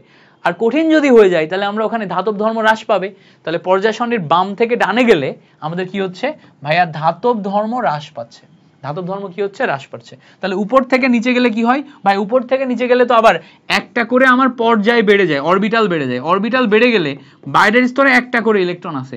যত দূরত্ব যত বেশি, কেন্দ্র থেকে দূরত্ব যত বেশি, তত বেশি আমি ইজিলি বের করে ফেলতে পারবো। ওই বলে না, চোখের আড়াল হলে মনের আড়াল, যত বেশি দূরত্ব বেড়ে যায় তত বেশি তোমার হচ্ছে কি ইজিলি বের করা যায়। মানে ধরো যে আমি আর আরেকজন ঢাকা শহরে থাকে, আর আমি আর একজন আরেক শহরে থাকে, তাহলে যে ঢাকা শহরে থাকবে আমার সাথে তাকে আমি কাছে রাখতে পারবো, যে দূরে শহরে থাকবে তাকে তো আমি কাছে রাখতে পারবো না, তাকে অন্য কেউ নিয়ে চলে যেতে পারবে। সো যত দূরত্ব বেড়ে যাবে তত ইজিলি বের করা যাবে। সো যত নিচের দিকে যায় তত ইজিলি বের করে ফেলা যায়। বুঝতে পারছো? ওকে, তোমরা বাচ্চা মানুষ, তোমাদের সাথে আবার বেশি পটপটে কথা বললাম না, বাচ্চা বাচ্চা কথাই বলছি। ওকে, এটাকে আবার অন্যভাবে নিও না। আচ্ছা, এবার আসো, অধাতব বৈশিষ্ট্য বলতে কি বুঝায়? যারা অধাতু তারা চকচক করে না, তারা আঘাত করলে শব্দ করে না, তারা তাপ ও বিদ্যুৎ পরিবহন করে না। এই বৈশিষ্ট্যগুলো মুখস্থ করবা। অধাতুর বৈশিষ্ট্য কি? ধাতুর বৈশিষ্ট্যের ঠিক উল্টা, এমসিকিউতে আসবে। এবার অধাতুকে আমরা আধুনিক সংজ্ঞা অনুযায়ী যদি দিই, যে সকল মৌল এক বা একাধিক ইলেকট্রন গ্রহণ করে ঋণাত্মক আয়নে পরিণত হয় তাদেরকে অধাতু বলে। যেমন ধরো ক্লোরিন, নর্মাল ক্লোরিন একটা ইলেকট্রন গ্রহণ করে ক্লোরিন মাইনাস আয়নে রূপান্তর হচ্ছে। নর্মাল ব্রোমিন একটা ইলেকট্রন গ্রহণ করে ব্রোমিন মাইনাস আয়নে রূপান্তর হচ্ছে। যারা ইলেকট্রন গ্রহণ করে মাইনাস আয়নে রূপান্তর হয় এদেরকে আমরা বলি হচ্ছে অধাতু। তাহলে অধাতুর সংজ্ঞাতে আমরা কি বলবো? যারা ইলেকট্রন বা এক বা একাধিক ইলেকট্রন গ্রহণ করে মাইনাস আয়নে রূপান্তর হয় তারা অধাতু। যেমন দেখো, অক্সিজেন দুইটা ইলেকট্রন গ্রহণ করে অক্সিজেন 2 মাইনাসে রূপান্তর হতে পারে, অধাতু। ঠিক আছে? সো যারা ইলেকট্রন গ্রহণ করে মাইনাস আয়নে রূপান্তর হয় তারা অধাতু। এবার অধাতুর ক্ষেত্রে কি ঘটবে? উল্টা ঘটবে। পর্যায় সারণী যত বাম থেকে ডানে যাবে তত গ্রহণ করার প্রবণতা বাড়ে, কারণ আকার ছোট হয়। আকার যত ছোট তত সে দ্রুত বাইরে থেকে টেনে নিতে পারে। সো পর্যায় সারণীর যত বাম থেকে ডানে যায় তত গ্রহণ করার প্রবণতা বাড়ে, ছাড়ার প্রবণতা কমে, গ্রহণ করার প্রবণতা বাড়ে। সো গ্রহণ করার প্রবণতা বাড়লে দেখো অধাতব ধর্ম আবার বৃদ্ধি পাচ্ছে, ধাতব ধর্ম হ্রাস পায়, অধাতব ধর্ম বৃদ্ধি পায়। উপর থেকে নিচে গেলে ভাইয়া ধাতব ধর্ম বৃদ্ধি পাচ্ছিল, অধাতব ধর্ম আবার হ্রাস পায়। বুঝতে পারছো? সো উল্টা, একদম বেসিক উল্টা কেস, মাথায় রাখলেই হচ্ছে, আগেরটার সাথে কম্পেয়ার করতে পারলে হচ্ছে। এরপরে খেয়াল করো, অত্যন্ত গুরুত্বপূর্ণ একটি টপিক হচ্ছে অপধাতু। অপধাতু অত্যন্ত গুরুত্বপূর্ণ টপিক, মাথায় রাখতে হবে, এটা ভুল করা যাবে না। অপধাতু হচ্ছে যারা ধাতুর মতো আচরণ করে আবার অধাতুর মতো আচরণ করে। ধাতু অধাতু উভয়ের মতো আচরণ যারা করে তারা অপধাতু বলে। যেমন হচ্ছে সিলিকন, সিলিকন হচ্ছে অপধাতু। তার মানে যারা ইলেকট্রন গ্রহণও করে ইলেকট্রন ত্যাগও করে। ইলেকট্রন গ্রহণ করলে তারা কি অধাতু, আর ইলেকট্রন ত্যাগ করলে তারা ধাতু। তাহলে ধাতু অধাতুর মতো আচরণ করা মানে ইলেকট্রন গ্রহণ এবং ত্যাগ উভয় করে। যারা ইলেকট্রন গ্রহণ এবং ত্যাগ উভয় করে, যারা ধাতু অধাতু উভয়ের মতো আচরণ করে, তাদেরকে আমরা অপধাতু বলবো। যদি এমসিকিউতে দেয় নিচের কোনটি অপধাতু, উত্তর হবে কি সিলিকন। সিলিকন হচ্ছে অপধাতু, মাথায় রাখবে। বেসিক্যালি এটা ক নম্বরের সংজ্ঞা আসে, হ্যাঁ, অপধাতুর সংজ্ঞা আসে, তো সংজ্ঞাটা ভালো করে মাথায় রাখো। এবার খেয়াল করো, আমরা এই জায়গাতে চিত্রের মাধ্যমে ধাতু অধাতু অপধাতু একটু দেখার চেষ্টা করব। দেখো পর্যায় সারণীর বাম দিকে গেলে আমরা সব ধাতু পাবো। যেমন দেখো গ্রুপ 1 এগুলো সব ধাতু, এগুলো সব ধাতু, এটা ধাতু, এগুলো ধাতু, এগুলো ধাতু, এগুলো ধাতু, এগুলো ধাতু, এগুলো ধাতু, এগুলো ধাতু, সব দেখো ধাতু, এগুলো সব ধাতু। এবার খেয়াল করে দেখো অধাতু কারা, যারা ইলেকট্রন গ্রহণ করতে পারে। যেমন দেখো হাইড্রোজেন, এই যে এই সবগুলা, এইটা এইটা এইটা এইটা, এগুলো সব কি অধাতু, যারা গ্রহণ করতে পারে। এবার ধাতু অধাতু উভয়ের মতো আচরণ কারা করে, তারা হচ্ছে অপধাতু। এই দেখো কর্নারে আসলে এই কয়টা হচ্ছে আমার অপধাতু। কারা কারা আছে? বোরন, তারপরে সিলিকন, জার্মেনিয়াম, তারপরে আর্সেনিক, এন্টিমনি, টেলুরিয়াম। এই যে ছয়টা, এই ছয়টা হচ্ছে আমার অপধাতু, অপধাতুর মতো আচরণ করে, মানে ধাতু অধাতু উভয়ের মতো আচরণ করে। বুঝতে পারছো? বেসিক্যালি এমসিকিউ আকারে কোনটা বেশি আসবে? এই ছয়টাই বেশি আসে। এর ভিতরে আর স্পেসিফিক ভাবে সিলিকনটা আসে। 9-10 এ সিলিকন আসে, অ্যাডমিশন টেস্টে যখন তুমি ইন্টারমিডিয়েটে উঠবা তখন সব ছয়টাই লাগবে। ওকে, এবার পরবর্তীতে আমরা যেটা দেখব সেটা হচ্ছে পরমাণুর আকার। আমি একটু আগেই বলছি পরমাণুর আকারের ক্ষেত্রে আমরা পর্যায় সারণীর বাম থেকে ডানে যাইতে পারি, উপর থেকে নিচে যাইতে পারি। যখন আমি বাম থেকে ডানে যাই তখন আমার ইলেকট্রন প্রোটন দুইটাই বাড়ে। ইলেকট্রন প্রোটন দুইটা বাড়লে কুলম্বের সূত্র অনুযায়ী C = Q1 Q2 / R², এটা হয়। সো এই জায়গাতে যদি আমি সি কে ইগনোর করি তাহলে চার্জ যত বাড়বে ফোর্স তত বাড়বে, ফোর্স যত বাড়বে তত ফোর্সের সাথে ব্যাসার্ধের সম্পর্ক দেখো ব্যস্তানুপাতিক, মানে ব্যাসার্ধ কমবে। সো পর্যায় সারণীর বাম থেকে ডানে আমি যত যাচ্ছি তত একই অরবিটালে, খেয়াল করো এখানে তো অরবিটাল চেঞ্জ হচ্ছে না, একই অরবিটালে চার্জ বেড়ে যাচ্ছে, ফোর্স বেড়ে যাচ্ছে, ফলে ব্যাসার্ধ কমে যাচ্ছে। তো খেয়াল করো লিথিয়ামের চেয়ে বেরিলিয়ামের আকার ছোট, বেরিলিয়ামের চেয়ে বোরনের ছোট, বোরনের চেয়ে কার্বনের ছোট, কার্বনের চেয়ে নাইট্রোজেনের ছোট, নাইট্রোজেনের চেয়ে অক্সিজেনের ছোট, সবচেয়ে ছোট দেখো নিয়ন, নিয়নের চেয়েও ছোট হচ্ছে হিলিয়াম, হিলিয়াম। বুঝতে পারছো? এবার আমি যত উপর থেকে নিচে যাব তত আমার একটা করে অরবিটাল বাড়বে। তাহলে লিথিয়ামের চেয়ে সোডিয়াম বড়, সোডিয়ামের চেয়ে পটাশিয়াম বড়, পটাশিয়ামের চেয়ে রুবিডিয়াম বড়, রুবিডিয়ামের চেয়ে সিজিয়াম বড়। তাহলে সবচেয়ে বড় যৌগকে বলো তো আমার সিজিয়াম, সবচেয়ে বড় যৌগ আমার কে? সিজিয়াম। ওকে, আর সবচেয়ে ছোট যৌগকে হিলিয়াম। তা এই কোণায় সবচেয়ে ছোট আর এই কোণায় সবচেয়ে বড় পাওয়া যায়। এবার তুমি যে কোনো একটা র্যান্ডম নাও, র্যান্ডম কার্বন নিলা, কার্বনের উপর থেকে নিচে নিলে কিন্তু বাড়বে, আস্তে আস্তে বাড়বে। র্যান্ডম নাইট্রোজেন নিলা, নাইট্রোজেনের উপর থেকে নিচে নিলে কিন্তু বাড়বে, বাট যেটা বাড়ছে এর বামে গেলে বড়, ডানে গেলে আবার ছোট। বামে যত যাবে তত বড় হইতে থাকবে, ডানে যত যাবে তত ছোট হইতে থাকবে। সো রেশিওটা ওইভাবেই সেট হয়, ঠিক আছে? সো এইটা হচ্ছে পরমাণুর আকার, পরমাণুর আকার সম্পর্কিত তথ্য, যেটা আমরা আগেই শিখে আসছি। পরমাণুর আকারের সাথে অনেক কিছু সম্পর্ক আছে, হ্যাঁ। সো পরমাণুর আকারের সাথে অনেক কিছু যেহেতু সম্পর্ক আছে, পরমাণুর আকারটা ভালো করে এমনিতে মনে রাখতে হয়। তাহলে এটা আমরা কিভাবে মনে রাখবো আরেকবার একটু দেখাই দিই। লিথিয়াম নিলাম, সোডিয়াম নিলাম, এভাবে মনে রাখি, আমি এভাবে মনে রাখতাম। ম্যাগনেসিয়াম, সোডিয়াম নিলাম, পটাশিয়াম নিলাম, তারপর হচ্ছে তোমার রুবিডিয়াম নিলাম, তারপর সিজিয়াম নিলাম। সোডিয়ামের পর ম্যাগনেসিয়াম আছে, তারপর অ্যালুমিনিয়াম আছে। এই সোডিয়াম, ম্যাগনেসিয়াম, অ্যালুমিনিয়াম বা সিলিকন এগুলা দেখো একই পর্যায়ে আছে, আর উপর থেকে নিচে গেলে তুমি পর্যায় চেঞ্জ করতেছো। পর্যায় যত চেঞ্জ করবা তত তোমার অরবিটাল বাড়বে, অরবিটাল যত বাড়বে তত তোমার আকার বাড়বে। আর পর্যায় সারণীর বাম থেকে ডানে গেলে অরবিটাল সেম থাকে, ইলেকট্রন প্রোটন আস্তে আস্তে বাড়ে।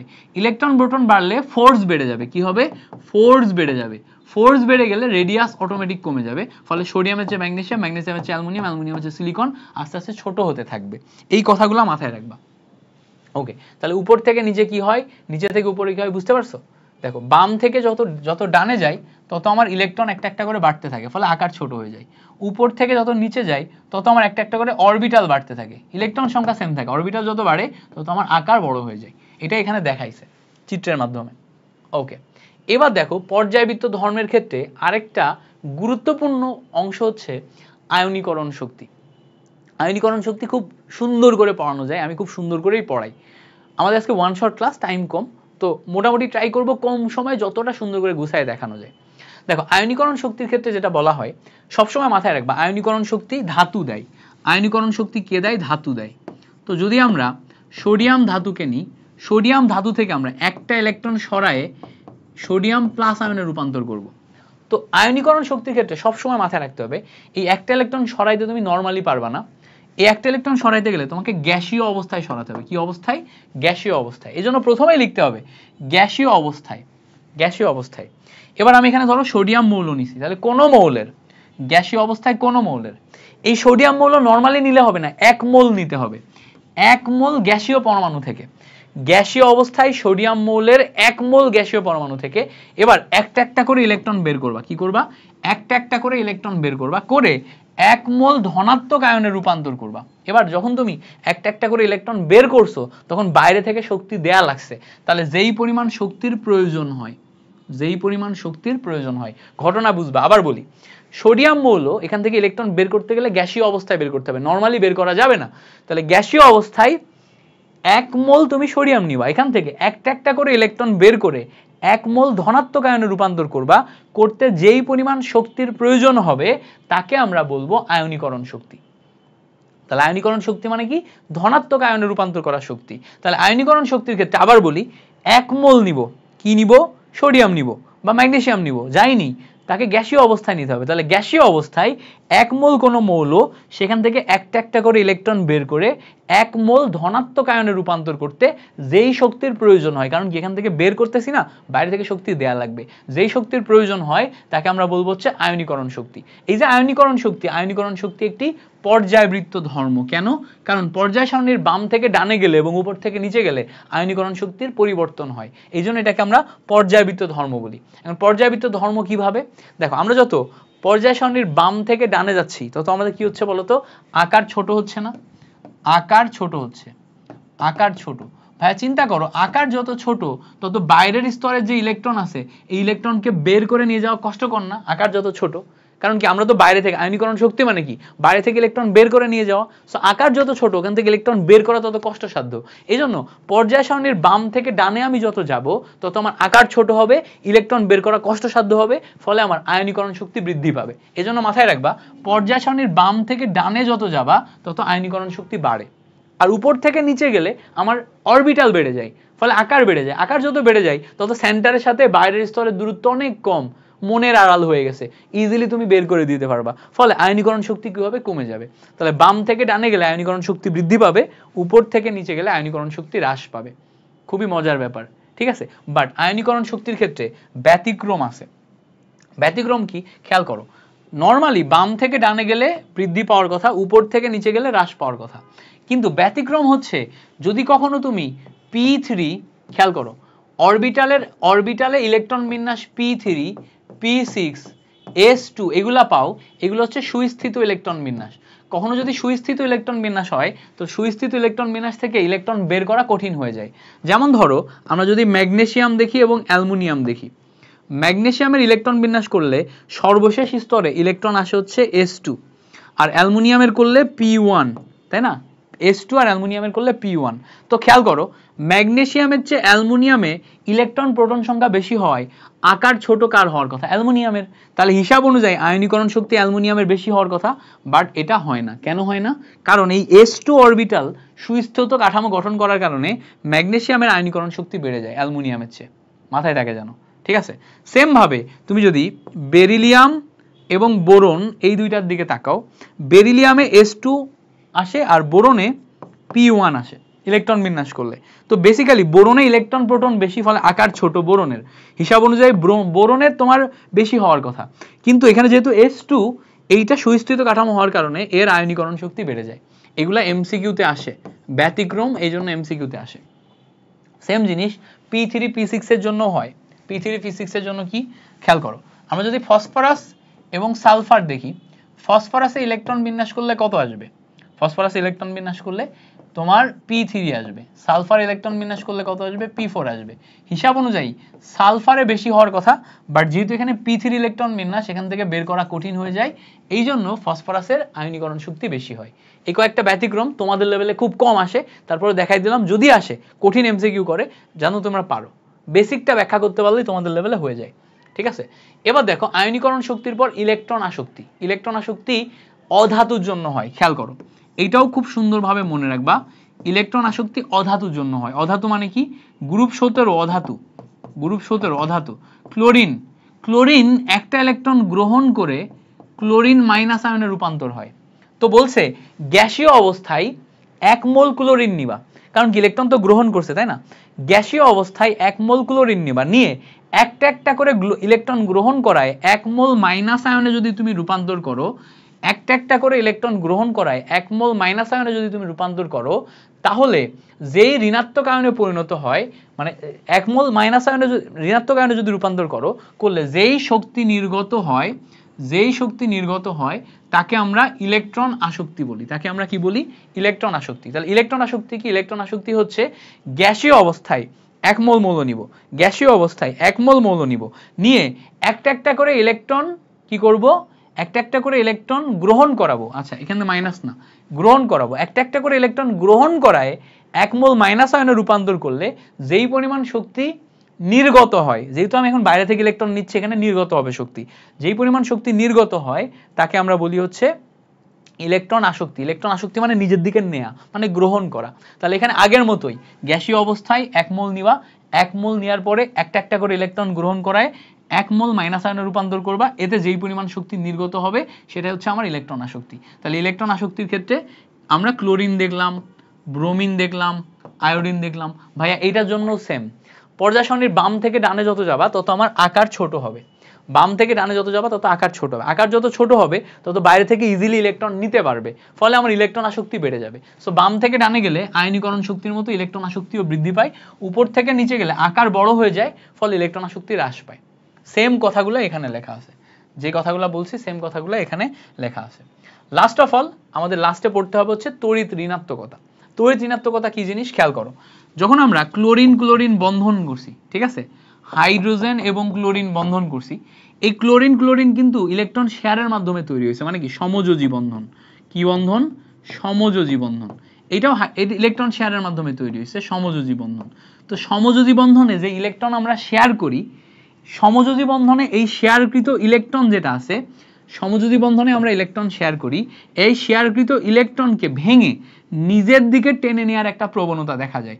ইলেকট্রনকে ভেঙে নিজের দিকে টেনে নেওয়ার একটা প্রবণতা দেখা যায়। সমযোজী বন্ধনে শেয়ারকৃত ইলেকট্রনকে ভেঙে নিজের দিকে টেনে নেওয়ার কারণে দেখা যায় একটা আমার প্লাস হয়ে যাবে, একটা আমার মাইনাস হয়ে যাবে, একটা আমার প্লাস হয়ে যাবে, একটা আমার মাইনাস হয়ে যাবে।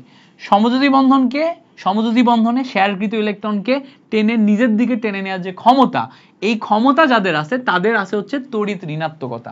তড়িৎ ঋণাত্মকতা মানে কি? ইলেকট্রনকে নিজের দিকে টেনে নেওয়া, নিজের দিকে টেনে নেওয়া। তাহলে সমযোজী বন্ধনে শেয়ারকৃত ইলেকট্রনকে নিজের দিকে টেনে নেওয়ার ক্ষমতাকে বলে তড়িৎ ঋণাত্মকতা, এবং তড়িৎ ঋণাত্মকতা হচ্ছে যাদের আছে তাদের তড়িৎ ঋণাত্মক ধর্ম দেখা যায়। এটাও একটি পর্যায়বৃত্ত ধর্ম। আকার যত ছোট হয় তত তড়িৎ ঋণাত্মকতা বৃদ্ধি পায়। আবার বলি, আকার যত ছোট হয় তত তড়িৎ ঋণাত্মকতা বৃদ্ধি পায়। সো সেম জিনিস, পর্যায় সারণীর বাম থেকে ডানে গেলে আকার ছোট হয়, ফলে তড়িৎ ঋণাত্মকতা বৃদ্ধি পায়। উপর থেকে নিচে গেলে আকার বড় হয়, তড়িৎ ঋণাত্মকতা হ্রাস পায়। বুঝতে পারছো? তার মানে খেয়াল করো, পরমাণুর আকার যদি তুমি বুঝো, তাহলে আয়নীকরণ শক্তি, তারপরে ইলেকট্রন আসক্তি, তারপরে তড়িৎ ঋণাত্মকতা, তিনটাই ইজি না? একই রকম ধর্ম দেখাচ্ছে না? একদম ইজি। বুঝতে পারছো? একদম ইজি। সো এই হচ্ছে আমাদের এখানকার কাহিনী। তড়িৎ ঋণাত্মকতার ক্ষেত্রে কতগুলা তড়িৎ ঋণাত্মক যৌগ আছে যেগুলো আমাদের একটু মাথায় রাখতে হয়। যেমন সবচেয়ে বেশি তড়িৎ ঋণাত্মক মৌল হচ্ছে ফ্লোরিন। ফ্লোরিনের তড়িৎ ঋণাত্মকতা 4, সবচেয়ে বেশি, পাউলিং স্কেল দিয়ে বের করে। এরপর ক্লোরিনের আছে হচ্ছে 3.5। আর অন্যান্য যৌগগুলো আছে, এগুলো আমাদের লাগবে না, বড় হলে শিখবা, এখন এগুলো লাগবে না। ঠিক আছে, পরে আসে দেখো, পরবর্তীতে আমাদের ক্ষার ধাতু নিয়ে কথা বলছে। আমরা জানি পর্যায় সারণীর গ্রুপ 1 যেগুলো আছে, গ্রুপ 1, গ্রুপ 1 হচ্ছে ক্ষার ধাতু। কেন? গ্রুপ 1 এ তোমার লিথিয়াম, সোডিয়াম, পটাশিয়াম, হাইড্রোজেন ব্যতীত lithium, sodium, potassium, rubidium, caesium, francium যেগুলো আছে এরা সবাই তোমার পানির সাথে বিক্রিয়া করে ক্ষার তৈরি করে। যেমন ধরো সোডিয়াম হাইড্রোক্সাইড ক্ষার, পটাশিয়াম হাইড্রোক্সাইড ক্ষার। এই যেহেতু ক্ষার তৈরি করে এগুলোকে ক্ষার ধাতু বলা হয়। ঠিক আছে, তো লিথিয়াম, সোডিয়াম, পটাশিয়াম এগুলো সবাই ক্ষার তৈরি করে, এগুলোকে ক্ষার ধাতু বলা হয়। গ্রুপ 1 এ টোটাল মৌল আছে 7টা, এর ভিতরে 6টা হচ্ছে তোমার ক্ষার ধাতু, মাথায় রাখবা, হাইড্রোজেন ব্যতীত। এরপরে গ্রুপ 2 যেগুলো আছে, গ্রুপ 2 কে মৃৎ ক্ষার ধাতু বলা হয়। গ্রুপ 2 তে কারা আছে? দেখো বেরিলিয়াম আছে, তারপর ম্যাগনেসিয়াম আছে, তারপর ক্যালসিয়াম আছে, স্ট্রোনসিয়াম আছে, বেরিয়াম আছে। এরা সবাই তোমার পানির সাথে বিক্রিয়া করে ক্ষার তৈরি করে। যেমন দেখো বেরিলিয়াম হাইড্রোক্সাইড তৈরি করতে পারে, তারপরে ম্যাগনেসিয়াম হাইড্রোক্সাইড তৈরি করতে পারে, তারপরে ক্যালসিয়াম হাইড্রোক্সাইড তৈরি করতে পারে। তাহলে ক্ষার তো বুঝলাম, কিন্তু মৃৎ ক্ষার কেন বলছে ভাইয়া? এর ভিতরে দেখো ম্যাগনেসিয়াম এবং ক্যালসিয়াম এই দুইটাকে আমরা মাটিতে পাই। মাটি থেকে আসতে হচ্ছে মৃৎ, মাটি কথাটা থেকে আসতেছে হচ্ছে মৃৎ। মৃৎ মানে হচ্ছে মাটি, মৃৎ মানে কি মাটি। মাটি থেকে যেহেতু আমরা ম্যাগনেসিয়াম ক্যালসিয়াম পাই, এই জন্য একে বলতেছি আমরা মৃৎ ক্ষার। তাহলে মৃৎ ক্ষার কি? মাটি থেকে আসতেছে তাই। ওকে, তাহলে মৃৎ ক্ষার ধাতু কারা? গ্রুপ 2 এ হচ্ছে মৃৎ ক্ষার। কারা কারা আছে? মোট 6টা মৌল আছে মৃৎ ক্ষার। ওকে, এইটার আরেকটা নাম হচ্ছে অ্যালকালাইন আর্থ মেটাল, মাথায় রাখবো। ওকে, লাস্ট অফ অল আমাদের পড়তে হবে হচ্ছে মুদ্রা ধাতু। মুদ্রা ধাতু কারা?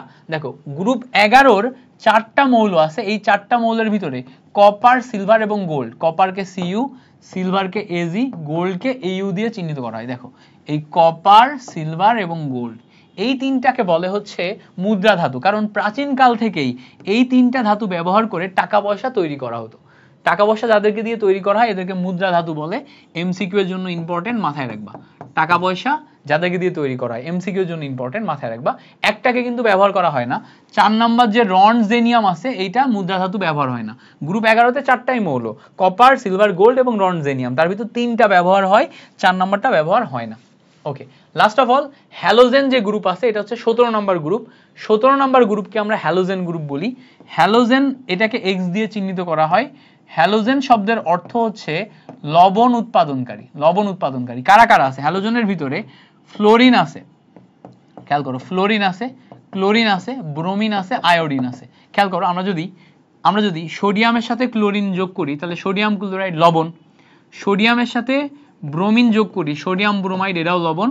সোডিয়ামের সাথে আয়োডিন যোগ করলে সোডিয়াম আয়োডাইড, এটাও লবণ। এই সবগুলা লবণ, যেহেতু এগুলো হচ্ছে সামুদ্রিক লবণ তৈরি করে, এই জন্য হ্যালোজেন গ্রুপ যেটা আছে এদেরকে লবণ উৎপাদনকারী বলা হয়। ওকে, লাস্ট অফ অল নিষ্ক্রিয় গ্যাস 18 নম্বর গ্রুপ যেটা আছে এটা হচ্ছে নিষ্ক্রিয় গ্যাস। মুখস্থ করবা হিলিয়াম, নিয়ন, আর্গন, তারপর জেনন, রেডন, এগুলা সব নিষ্ক্রিয় গ্যাস। এরা রাসায়নিক বিক্রিয়ায় অংশগ্রহণ করে না। খেয়াল করো, রাসায়নিক বন্ধন গঠন করে না বা রাসায়নিক বিক্রিয়ায় অংশগ্রহণ করে না, এই জন্য এগুলোকে আমরা নিষ্ক্রিয় গ্যাস বলি। এরা সাধারণ তাপমাত্রায় গ্যাস হিসেবে থাকে। সাধারণ তাপমাত্রায় যেমন দেখো কি হিসেবে গ্যাস হিসেবে থাকে? হিলিয়াম গ্যাস, নিয়ন গ্যাস, আর্গন গ্যাস, গ্যাস হিসেবে থাকে। আচ্ছা, এরপরে গ্রুপ 3 থেকে 12 যেগুলো আছে এগুলাকে বলে হচ্ছে অবস্থানান্তর মৌল। দেখো স্ক্যান্ডিয়াম থেকে জিঙ্ক পর্যন্ত এই কয়টা মুখস্থ রাখলে হয়, বাকিগুলা লাগে না। এই স্ক্যান্ডিয়াম থেকে জিঙ্ক পর্যন্ত এই যে এই কয়টা, এইটাকে বলা হচ্ছে অবস্থানান্তর মৌল। অবস্থানান্তর মৌল নিয়ে তোমাদের এখন ডিটেল পড়া লাগবে না।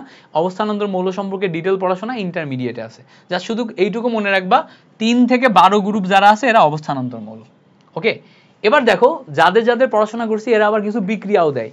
যেমন হাইড্রোজেন এবং ফ্লোরিন বিক্রিয়া করে hydrogen fluoride, hydrogen chlorine, hydrogen chloride, hydrogen bromine, hydrogen bromide, hydrogen iodine, hydrogen iodide. এরা সবাই যে বিক্রিয়াটা দিচ্ছে এই বিক্রিয়াটা গ্রুপ মানে হচ্ছে হাইড্রোজেনের সাথে গ্রুপ 17 নম্বর গ্রুপ বিক্রিয়া দিচ্ছে, দিয়ে এরা গ্যাস তৈরি করতেছে। এইটা এক ধরনের বিক্রিয়া দেখাইছে। এগুলা খুব একটা পরীক্ষায় আসে না, বাট প্র্যাকটিস করে রাখবা। এছাড়া বলছে দেখো এই গ্যাসগুলাই আবার পানির সাথে বিক্রিয়া করে হাইড্রোহ্যালাইড অ্যাসিড তৈরি করতে পারে। এগুলাই যেগুলা বিক্রিয়া করছিল না গ্যাস, এগুলো আবার পানিতে বিক্রিয়া করলে অ্যাকুয়াস সলিউশনে হাইড্রোহ্যালাইড অ্যাসিড তৈরি করে। মানে যেগুলা গ্যাস ছিল ওগুলাই আবার অ্যাসিডে রূপান্তর হতে পারে পানিতে দ্রবীভূত করলে। লাগে না তেমন একটা, বড় হইলে লাগবে, তোমরা যখন বড় হবা তখন লাগবে। এবার দেখো কিছু সিকিউ প্রবলেম দেয়া আছে। আমরা যা যা করছি এর উপর ডিপেন্ড করে একটু যদি সিকিউ প্রবলেম দেখি। দেখো পর্যায় সারণীতে আমাদের বেসিক্যালি সিকিউ প্রবলেম সলভ করতে গেলে এরকম স্টিম দেয়া থাকবে। এখানে দেখো ফ্লোরিন ক্লোরিন ব্রোমিন দেয়া আছে, তার মানে এটা গ্রুপ নাম্বার 17।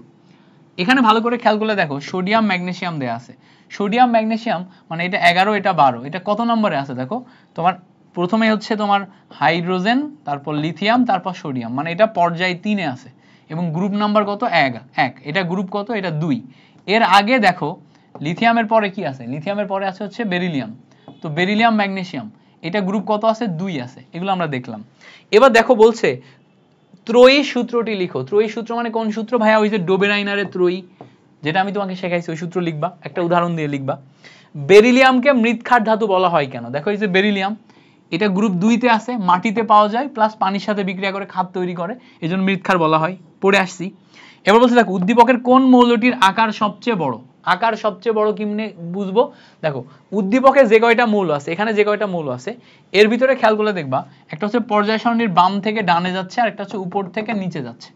সো পর্যায় সারণীর বাম থেকে ডানে গেলে এবং উপর থেকে নিচে গেলে কি ঘটে, তো ভালো করে খেয়াল করো, উপর থেকে নিচে যদি যাই তো ফ্লোরিনের আকার সবচেয়ে ছোট, যত যাবে আস্তে আস্তে বড় হবে, বাট এই বড় কখনো এর বামের মৌলের চেয়ে বড় হবে না।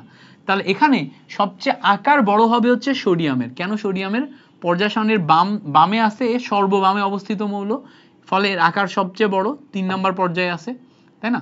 এর চেয়ে যত ডানে যাবে আকার তত কি হবে, আকার তত কি হবে, ছোট হবে, তাই না। তো সেই হিসাবে সবচেয়ে বড় হওয়ার কথা হচ্ছে তোমার এটা, এটা যদি তৃতীয় পর্যায়ে আছে, এটা চতুর্থ পর্যায়ে, এটা চতুর্থ পর্যায়ে, তাই না। এটা হচ্ছে fluorine chlorine bromine, fluorine chlorine bromine, হ্যাঁ ব্রোমিন, এটা চতুর্থ পর্যায়ে। তো এইটা হচ্ছে তোমার চতুর্থ পর্যায়ে হলে এইটার আকারই বড় হবে, পর্যায় যেহেতু একটা বেশি অরবিটাল একটা বেশি, ব্রোমিনের আকারই বড় হবে। কারণ কি, এই জায়গাতে সোডিয়ামের পর পটাশিয়াম যদি থাকতো, পটাশিয়াম এবং ব্রোমিনে কম্পেয়ার করলে ব্রোমিন ছোট হতো, পটাশিয়াম বড় হতো, বাট সোডিয়ামের সাথে তো আমি কম্পেয়ার করতে পারবো না, অরবিটালি একটা বেড়ে যাচ্ছে। সো এখানে আমার ব্রোমিন সবচেয়ে বড় আকার। এবার বলছে দেখো উদ্দীপকের বাম থেকে ডানে গেলে ইলেকট্রন আসক্তির মানের পরিবর্তন ব্যাখ্যা করো। সো আমি যত বাম থেকে ডানে যাবো তত আমার ইলেকট্রন আসক্তি কি হবে, বাড়বে। এখানে তুমি ওই সেম ব্যাখ্যাগুলো দিবা, পরমাণুর আকারের ব্যাখ্যা দিবা, তারপর ইলেকট্রন আসক্তির সংজ্ঞা দিবা, দিয়ে ব্যাখ্যা করবা, যে ব্যাখ্যাগুলো আমরা এতক্ষণ দেখে আসছি। সিকিউ সলভে আরো সুন্দর করে এগুলো লিখে দেওয়া যায়। সেম ভাবে এখানেও দেখো পর্যায় সারণী দেয়া আছে, গ্রুপ মৌল দেয়া আছে, এটা হচ্ছে গ্রুপ 1 পর্যায় 4। গ্রুপ 1 পর্যায় 4 মানে কি বলতো, গ্রুপ 1 পর্যায় 4 মানে হচ্ছে সোডিয়ামের পরে পটাশিয়াম যে মৌলটা আছে, পটাশিয়াম, গ্রুপ 1 পর্যায় 4 এটা হচ্ছে তোমার পটাশিয়াম মৌল, পটাশিয়াম। পটাশিয়ামের পরে গ্রুপ 2 এটা কি ক্যালসিয়াম, ক্যালসিয়ামের পরে গ্রুপ 3 এটা কি স্ক্যান্ডিয়াম। এই মৌলগুলা নিয়েই দেখো এখন কাজ করতে বলছে, পারমাণবিক আকারের পরিবর্তন দেখাইতে বলছে গ নম্বরে, তারপরে এ থেকে সি এর দিকে গেলে আয়নীকরণ শক্তির পরিবর্তন দেখাইতে বলছে, একদম সিম্পল, যেগুলো একটু আগে ব্যাখ্যা করে আসছি, ঠিক আছে। তারপরে বি কে মৃৎক্ষার ধাতু কেন বলা হয়, দেখো ক্যালসিয়ামকে মৃৎক্ষার ধাতু বলা হবে, কেন বলা হবে, কারণ সে মাটিতে পাওয়া যায়, তারপরে দেখো পানির সাথে বিক্রিয়া করে ক্যালসিয়াম হাইড্রোক্সাইড তৈরি করে। আবার বলছে দেখো আধুনিক পর্যায় সূত্রটি লিখো। আধুনিক পর্যায় সূত্র মানে ওই যে মেন্ডেলিপের যে সূত্রটা ছিল ওইটা, ঠিক আছে, আধুনিক পর্যায় সূত্র। ওকে, সো আমরা শুরু থেকে যা যা দেখছি এগুলাই দেখলাম আমরা প্রশ্নের ভিতরে আছে। আশা করি পুরো জিনিসটা তোমার ক্লিয়ার হয়েছে। Thank you so much for watching this class. তোমাদের সাথে পরবর্তী ক্লাসে পরবর্তী আরেকটি চ্যাপ্টারে দেখা হবে। অবশ্যই চ্যানেলে সাবস্ক্রাইব করে যাবা, মিল্টন ভাইয়াদের জন্য দোয়া করবা, আইটিএস একাডেমির সাথে থাকবা। আল্লাহ হাফেজ, আসসালামু আলাইকুম।